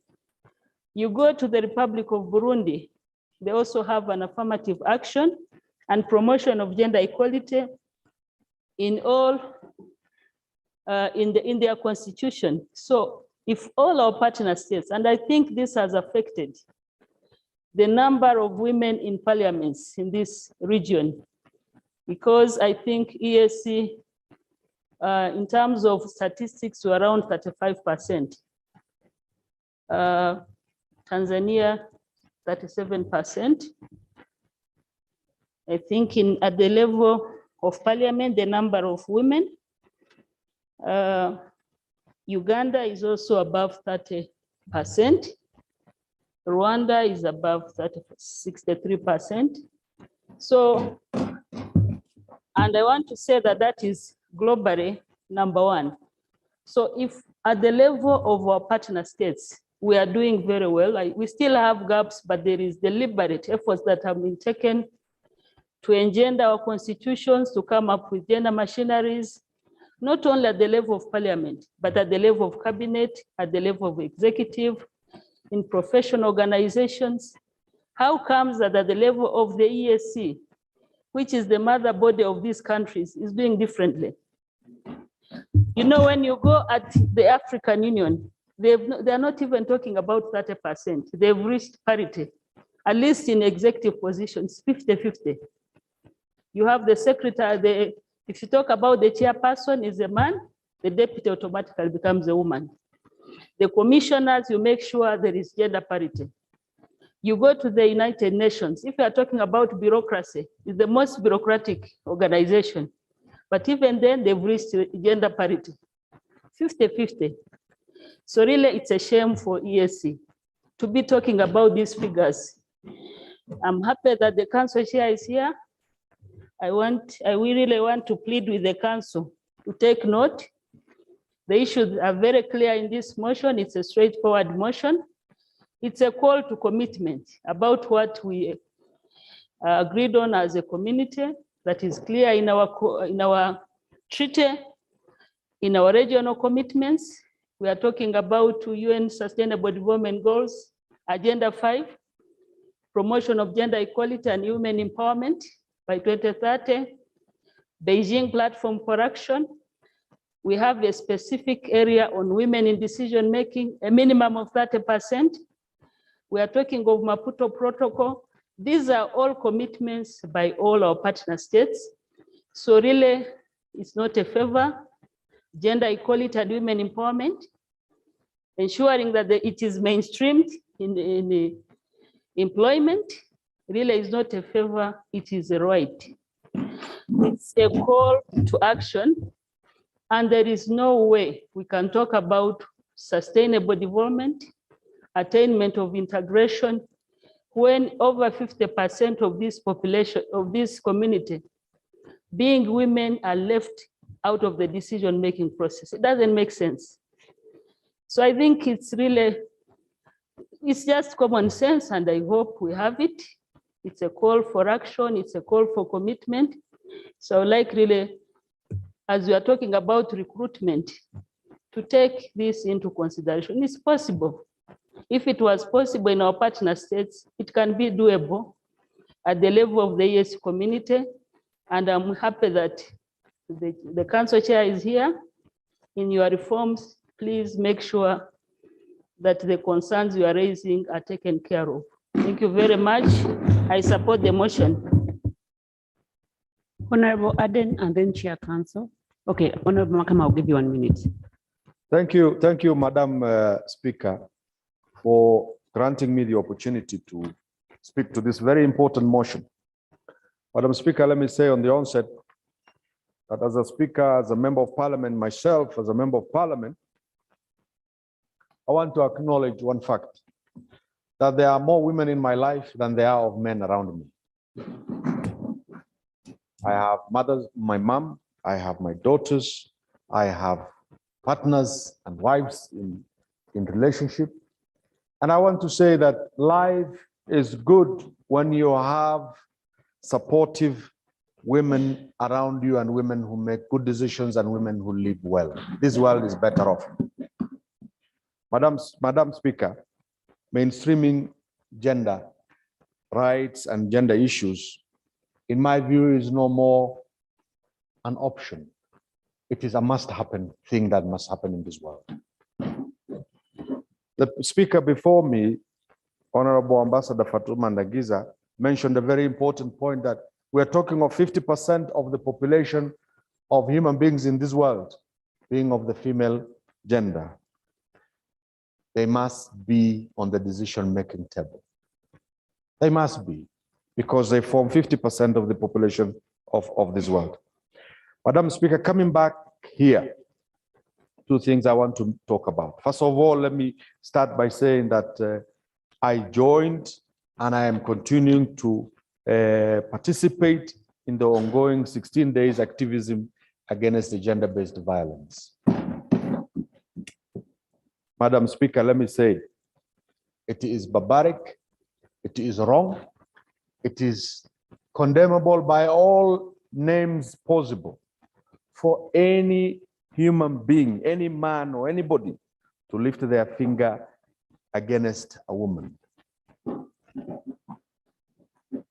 I know the UN and the activists are aiming at 2030 to end gender-based violence completely. In my view, it should end now. It should end today. There should be no more hand raised, no more injustice to women and girls in this world, Madam Speaker. That is the world we need to live in. That is a better world. And let me tell you, I always tell my friends, any man who picks up his hand to hit a woman, in fact, some suggestions in the Kenyan parliament when I was there was even a call to castrate them. Yes, to castrate them. Because those people are good for no reason in life. Any man who lifts his hand up against a woman is good for no reason in life and has no reason to be alive, if I may say, in this world. In fact, they should be given the harshest of punishments possible. So, Madam Speaker, I want to say that I joined that movement, and I say that indeed I agree with the slogan, leave no one behind. Everybody in this world must join the campaign against gender-based violence. And for those who don't know, it is celebrated every year between the 25th and the 10th of December. As a sensitization since, I think, 1991, the global leadership, the Women Global Leadership Forum that happened, adopted it. I think it was 90 or 91, I'm not very sure. Madam Speaker, in East African community, the issues raised by this motion, the gender audit, the ensuring that of sharing of positions in the East African community between men and women, these are things that need to be implemented now. Honorable Council Chair, I am informed that the recruitment process that had been advertised is still not complete yet. I want to tell you, I want to advise you, Mr. Chairman, Please stop all that recruitment until such a time that you have got 50% application of women and 50% application of men. And when you do, please do not issue appointments up until you are issuing one letter to a man and another letter to a woman or a girl, a lady. I say this because I reinstate again in my life. I have 5 children. 3 of them are women, girls. I must fight for their rights. So, and this is, I know, is for everybody, for all of us here. Madam Speaker, because of the time, I really feel very much to speak more into this motion. But I want to say that things like creating the conducive work environment. We have honorable colleagues here. We have women who work here. Some of them have to run back to the car park out there and breastfeed their babies and run back again. It is inhuman. It is unacceptable that such a multi-million project headquarter of the EAC has been built with no modern day nursing facility or unit for our ladies. Honorable Council Chair, these are some of things that actually don't need a lot of money for you to implement. When you walk around this building, you find a lot of either unused or uselessly used hallways and bigger rooms that are just available. Convert them into a modern day daycare and actually provide modern day daycare for mothers who want to bring their young ones here. Let them know that their children or their young ones are just a few meters walk down the hall for them to do the breastfeeding when they want. In fact, with the care, nursing care, taken care of and paid for by the community. Because that mother has left the comfort of her home to come and work for the community, for the East African community. Madam Speaker, when are we going to have an SG in the name of a woman? Why? Why is it that many years since the beginning of the East African community, I have not even seen the name of a lady being floated around as a potential candidate for an SG? And they are there. And they are there. At least there has been a speaker on the chair of the speaker, and at least today we also have a chair, a speaker on the chair, and that's very encouraging. But when we have, Madam Speaker, the rule should be, and this is for Council Chair, if you have a male SG... Information, Madam Speaker. Yes, I'll take the information, Madam Chair.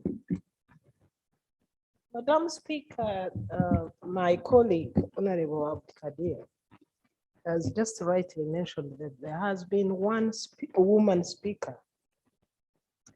But colleagues, you all recall that one speaker could not survive to the end of her term.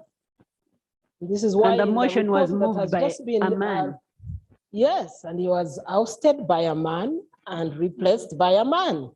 I thank you.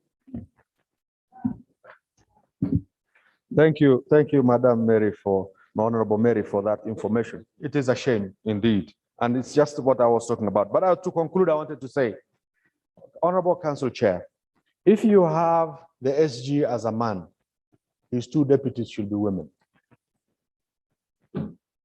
At least that table where we have 3 people, the SG and his 2 deputies, you want 3 men to be sitting there to make a decision for the community? Where is the woman who represents the 50% of the plus population of the people of East Africa? So, Madam Speaker, I think I should end here by saying that we can no longer delay any one of the recommendations on this motion. They must be implemented now and today. I thank you, Madam Speaker. Very good submission, Honorable Abdi. More reason why we should have more men contributing. Honorable Dr. Makami. Thank you very much, Madam Speaker, for giving me an opportunity to contribute to this important motion.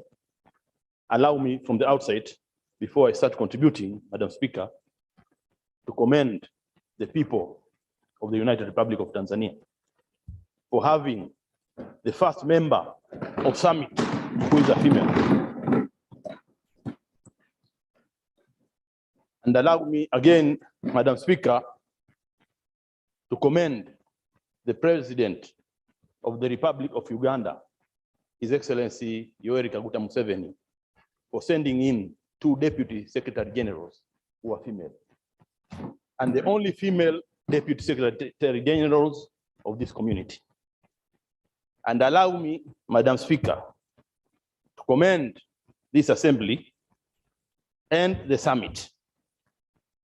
This assembly for enacting the Eala Elections Act and the summit for assenting to that, because that Elections Act has a provision that at least 1/3 of the members who are going to be elected in each partner state should be of either gender.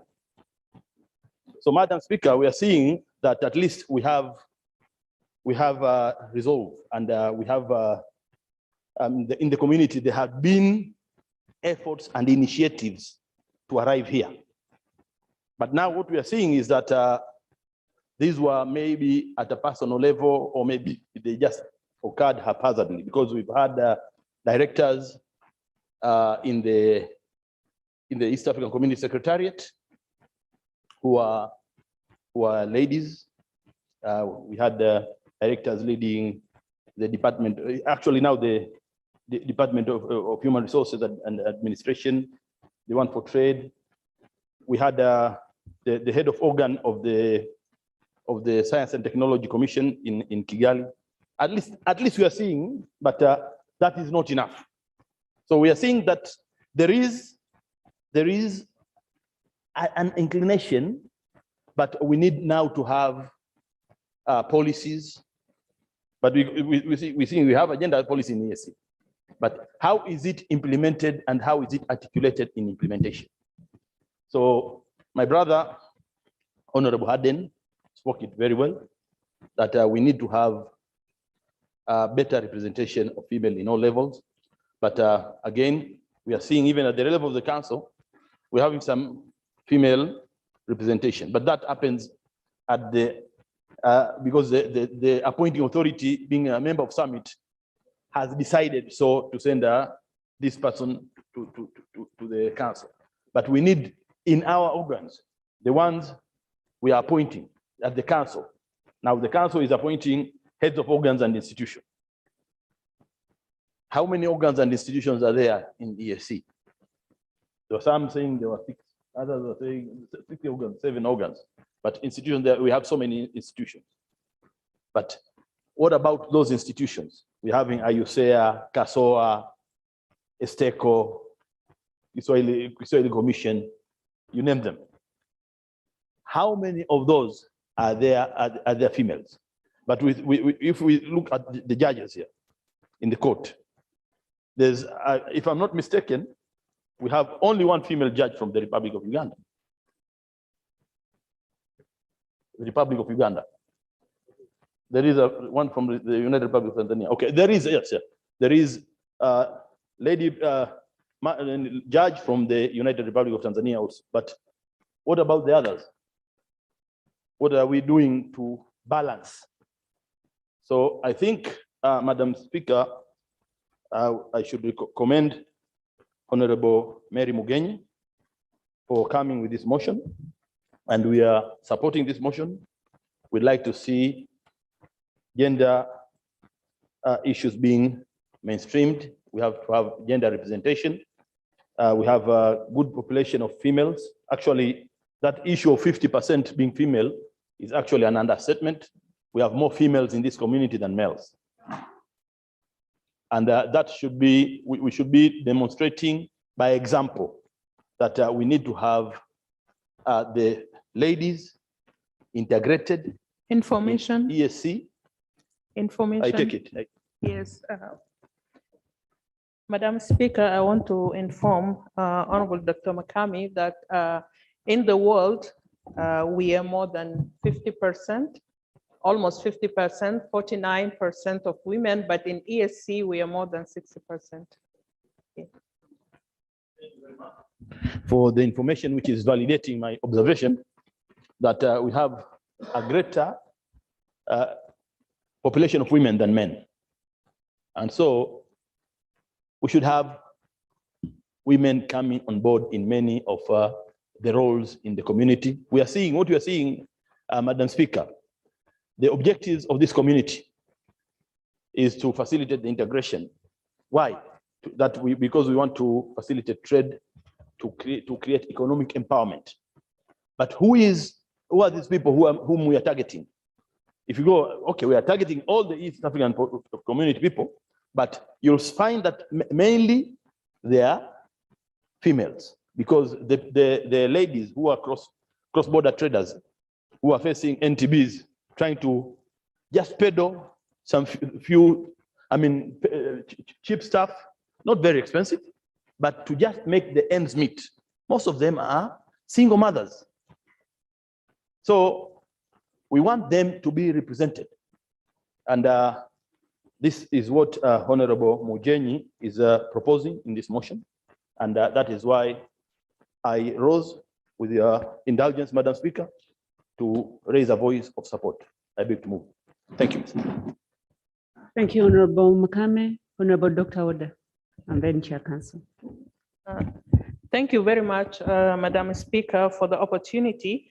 And I will be really very brief. I want to congratulate my sister, Honorable Mary Mugenyi, for moving this very important motion.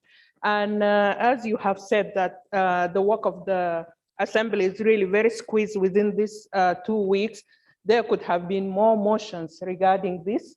And me, myself, I wanted to move also, and one of the other female members, but because we don't have enough time to move, because this is, it has been moved when the whole world is celebrating the 16 days of activism against gender-based violence. And many activities are taking place all around the world and all around the partner states.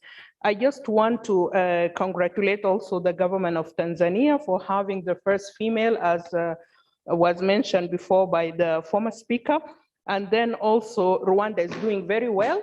And Kenya has the Chief Justice. Also Uganda, as mentioned, have the deputies, the 2 deputies general, and we have the first Prime Minister, our own, with Honorable Kadaga, Rebecca Kadaga. And in South Sudan, though we are so young, but we are doing very well. We have our Chief of Staff, the Minister of Defense is a woman. We have the Speaker is a woman. We have former 2 ministers who has been and the Vice President, Mama Rebecca, also is a woman who is the mother of the nation. We are doing really very well. And also we have been having 2 ministers in the Foreign Affairs Ministry, which is one of the very important ministries in our government.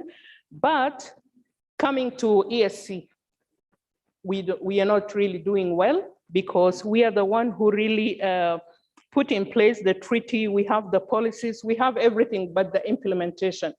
And as women in this community, as members of parliament, being women also, we have to fight for our right, because since I was a young girl, I took it upon myself that I think we have the male colleagues here, but we are not given our rights most of the time. And sometimes we are so good in our nature that, okay, let's allow the other people to have some of this position, but I think we have to take it by force from now on. And also, I just want to also bring to the notice of the honorable members that Kasawa is doing very well. Kasawa is doing very well, because we have been there and they said 50% of the employment. And we saw them as a witness ourselves that they have 50% of women. And I think that should be also brought to the attention of the colleagues here, so that we know that not all the institutions are not doing well. And also, I really loved I think it's Resolution D, where Honorable Mary mentioned that there should be an conducive environment for women, especially those who are breastfeeding. In the committee of account, we mentioned before that really we need a time maternity leaves for the women, the honorable members, and we need for them to have conducive environment when the babies are here, because if you are there and your kids you know that your kids are being kept in a good environment, they are not in the partner state and you're here, you will even deliver more to the community. And Honorable Madam Speaker, you have been there with your young babies all around, and it was not easy at all, but I appreciate that you endured all this, and we have to make it easy for the other members who are coming. Even one of the staff whom we were auditing by then, he said, Honorable, do you want to bring a baby? I said, not necessarily me, I'm done, but for those who are coming. So Honorable Speaker, I beg to support. It's really a very important motion. Thank you. Thank you, Honorable Woda. Chair Council.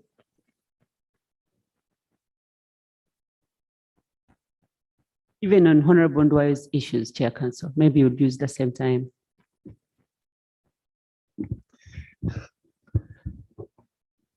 I've just been directed by Ambassador Fatuma that I have to support this motion. So I think, Honorable Speaker, first of all, I just want to make two comments, one on the issue that is being discussed now on gender, and then maybe address some of the issues that were coming in the context of the issues you have raised. You mentioned the chair of council a number of times before this motion came up. I think the issue of gender imbalance in the community, and one that needs to be rectified, is something that needs to be corrected at the earliest possible opportunity. It is something that every organization that is lagging behind, and we are not an exception as a secretariat, are doing their best to see how they can balance in the right way the mismatch that has occurred for a whole variety of reasons. So I stand here to support the desire for us to make sure that we bring much more representation of female gender into our workforce to make sure that we get a more optimal and balanced decision-making process, as opposed to when it's only made by one group of gender. So that I don't really need to belabor that point in terms of supporting the motion that has been read out by Honorable Mary.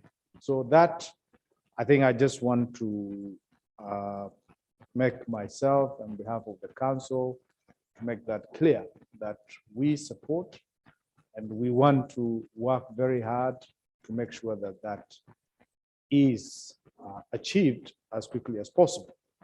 That said, normally the people who do the implementations are the ones who find a lot of challenges in actually making some of these things happen. And I'll just give you a good example. In Kenyan Parliament, the rule of the 1/3 gender balance is actually in the constitution to make sure that it must be observed. But that balance has, for the last 10 years or so, has failed to be achieved. And that is just because of a practical impossibility. Because Parliament is full of elected people, if people don't elect female, then it becomes a problem. And that is where nomination is used to balance some of those.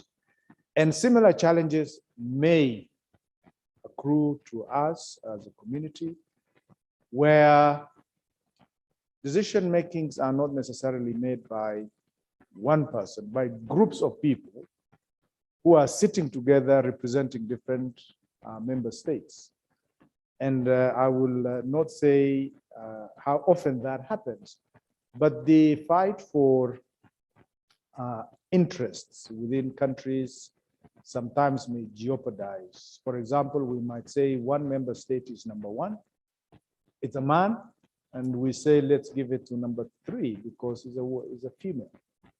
And I can just imagine the kind of challenge and debate that can accrue out of that.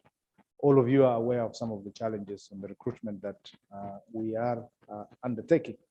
And so I think, as Honorable Abdikadir mentioned, we want to use the ongoing recruitment as actually a test bed to see if we can test this gender issue as a way of making sure we have the right balance as much as possible. So one of the things we need to rectify this is to have a policy in place. I think if we don't have one, we need as a council to consider developing one at the earliest opportunity, where then when you are advertising a job, you make it very clear that this is, for this gender or not for this gender. Otherwise, when it comes competition, anything is possible and anybody can challenge any situation. But on the whole, I think it's the right thing to do. It's something that is well overdue, and we will endeavor to see how we can get this issue out as suggested, as passed by this House. On the second issue, Honorable Speaker, I think I've heard the number of issues that has been raised, certainly about this report, and the number of times you have repeated that the council should allow this House to, get some of the things done. I've heard you, and on behalf of the council, we will try and make sure that everybody executes their responsibility in the right manner. But as I'm sure you all understand, how I wish everybody gets to the bottom of the fundamental challenges that we have in this community that we need to fix as quickly as possible.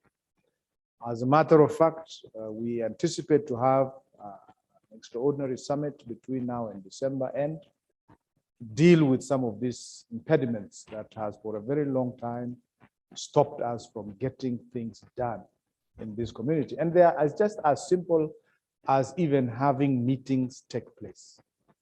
Because if meetings don't happen, I think you are the only people, probably maybe the judiciary, who have rules about quorum that doesn't have to involve everybody. It is not the same in the council, it's not the same in other sectoral councils. So there are a number of issues which I don't need to say, I'm sure most of you are aware of. But we are working together as council members. We had a full day's meeting here on Monday, for example, to discuss a number of those issues. And hopefully we will move a step closer to where our end game is in terms of reaching the process of improving our decision-making process, the rules about our quotas, our quorum rather, issues about how we can improve our financing arrangement within the community to enable all the different arms of the community to actually function effectively. So on your point about the fact that there's limitation on the number of days that this House is to sit, we'll work together. We'll work together to see how we can improve.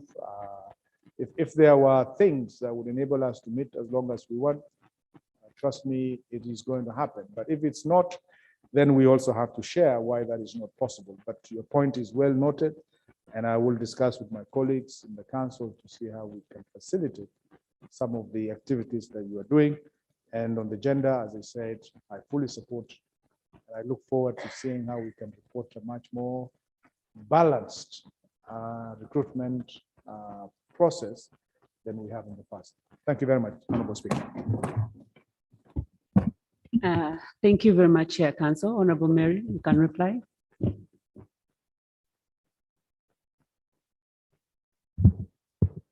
Thank you, Madam Speaker. Madam Speaker, on the onset, I want to thank you for this time, because I think I have achieved more than I bargained for or I expected. You had said that we present the report for 5 minutes, after which you would allow 2 people to debate it. But we ended up with a substantial debate. It's so good to hear from colleagues, and most importantly from the Chair Council on these issues that affect our citizens in East Africa. Just a few areas. Let me start with the Chair Council. Chair Council, we are grateful as women for your positive response and the promise that some of these imbalances are going to be corrected. Just one area, where you said that it is difficult sometimes policy implementation meets challenges because it's difficult to implement. I think when there is will, there is always a way. I'll give you an example. You mentioned that in Kenya, it has not been easy or possible to implement what the Constitution says. I think you need to look deeper because I know I have lived on this continent and in the region for quite some time, and I've met very competent Kenyan women who can fill those roles and satisfy your constitution. I think there is need to look at what the constitutions are saying. For example, the issue of affirmative action, it's been done elsewhere, where at the beginning it was as if it was impossible to fill that constitutional demand of what the Constitution says or gives to women. But countries have come up with affirmative action. If you actually put particular positions for women, you'll find women competing for those positions where they are not going to compete with men. And of course, the reason why they cannot easily compete with men is very well known. Society has seen women live with imbalances for a long time. And until that imbalance is corrected, then we need affirmative action where it is necessary. I would like to thank colleagues. Dr. Makame talked about the fact that there are more women employed in the EAC. I think we need to look deeper. When we are developing this motion, we looked at the statistics very seriously, and we have it, and I can lay it on the table. Yes, you might find women in the corridors around here, but look deeper and say, what jobs are they doing? I know we don't have time, but then just look at two organs. Eala itself, where we are, you will find that in short term, they are actually equal, 9 and 9, male and female, short term. Professionals, you have only 1 woman and 8 men. Those are the comfortable positions, secure with terms of employment that are worth competing for. Only 1 woman out of 9, 8 are men. And when you go to the general support staff, that's where you have more women. These are 7 and the males are 3. And you know why? These are the gender stereotyped roles that the under jobs that women tend to do. If you are looking at the cleaners, if you are looking at people who are serving us food, there are likely to be more women, I agree. But how secure are those jobs compared to the professional jobs? Don't we have East Africans who are women who can do the professional jobs as well? If we really cared to give them those jobs, that's what we are saying. Otherwise, I want to end by thanking all of you. I want to thank Honorable Ambassador Fatuma Ndangiza for seconding the motion and doing it ably. Honorable Adan Abdikadir, Honorable Dr. Hasnu Makame, Honorable Dr. Woda, and the Honorable Council Chair. I thank you all, and I thank you, Madam Speaker. Thank you, Honorable Mary. I would like to put a question on the motion for the resolution of the Assembly, urging Council of Ministers to adopt and implement measures to enhance gender mainstreaming in appointment and recruitment for the organs and institutions of the community. Those in favor of this motion say aye. To the contrary, nay. Definitely the ayes have it. Thank you very much, honorable members. We've come to the end of our plenary sessions for this session. However, note that our activities for this session have not ended. The committees that are supposed to sit tomorrow, please stand up for those committees. And then this weekend, we are starting the Interparliamentary Games I would like to request all of you members, let's use tomorrow and Saturday morning to do more training. We cannot afford to lose when we are the hosts. We either win or they lose. I'd like to request Chair Council, please also join in. You're a member of Eala, you can come and participate in these sporting activities. You're a very good golfer. Eala needs golfers on the team. At least we would take that trophy courtesy of you. But you're also welcome for football, basketball, volleyball. We'll be happy to see our council members really with us in the field. Also, I'd like to request council, I think it's very timely for this assembly to have a deputy speaker. When you look in the region, the ESC region, there's no parliament that just has a speaker. So I think council, it's time you look into this. We have a deputy speaker because our speaker is also human. He can fall sick, he can have other engagements, regardless of the cost implication, which I don't think is big, it's really negligible. Please allow us to have a deputy speaker. And also, I would like to thank everyone who has made this plenary session very possible. Thank you, Chair Council, for being available this entire time. We really appreciate you and we don't take it for granted.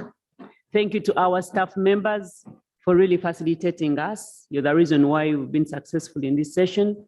And for our friends, the media fraternity, we thank you so much for covering our sessions. Everyone is aware that we are in session. And above all, thank you, Eala members, first of all, for bestowing this honor on me. It is timely during these 16 days of gender activism. You could not have made a better decision than this one. So I really thank you. And with these few remarks, I adjourn this house sine die. Thank you.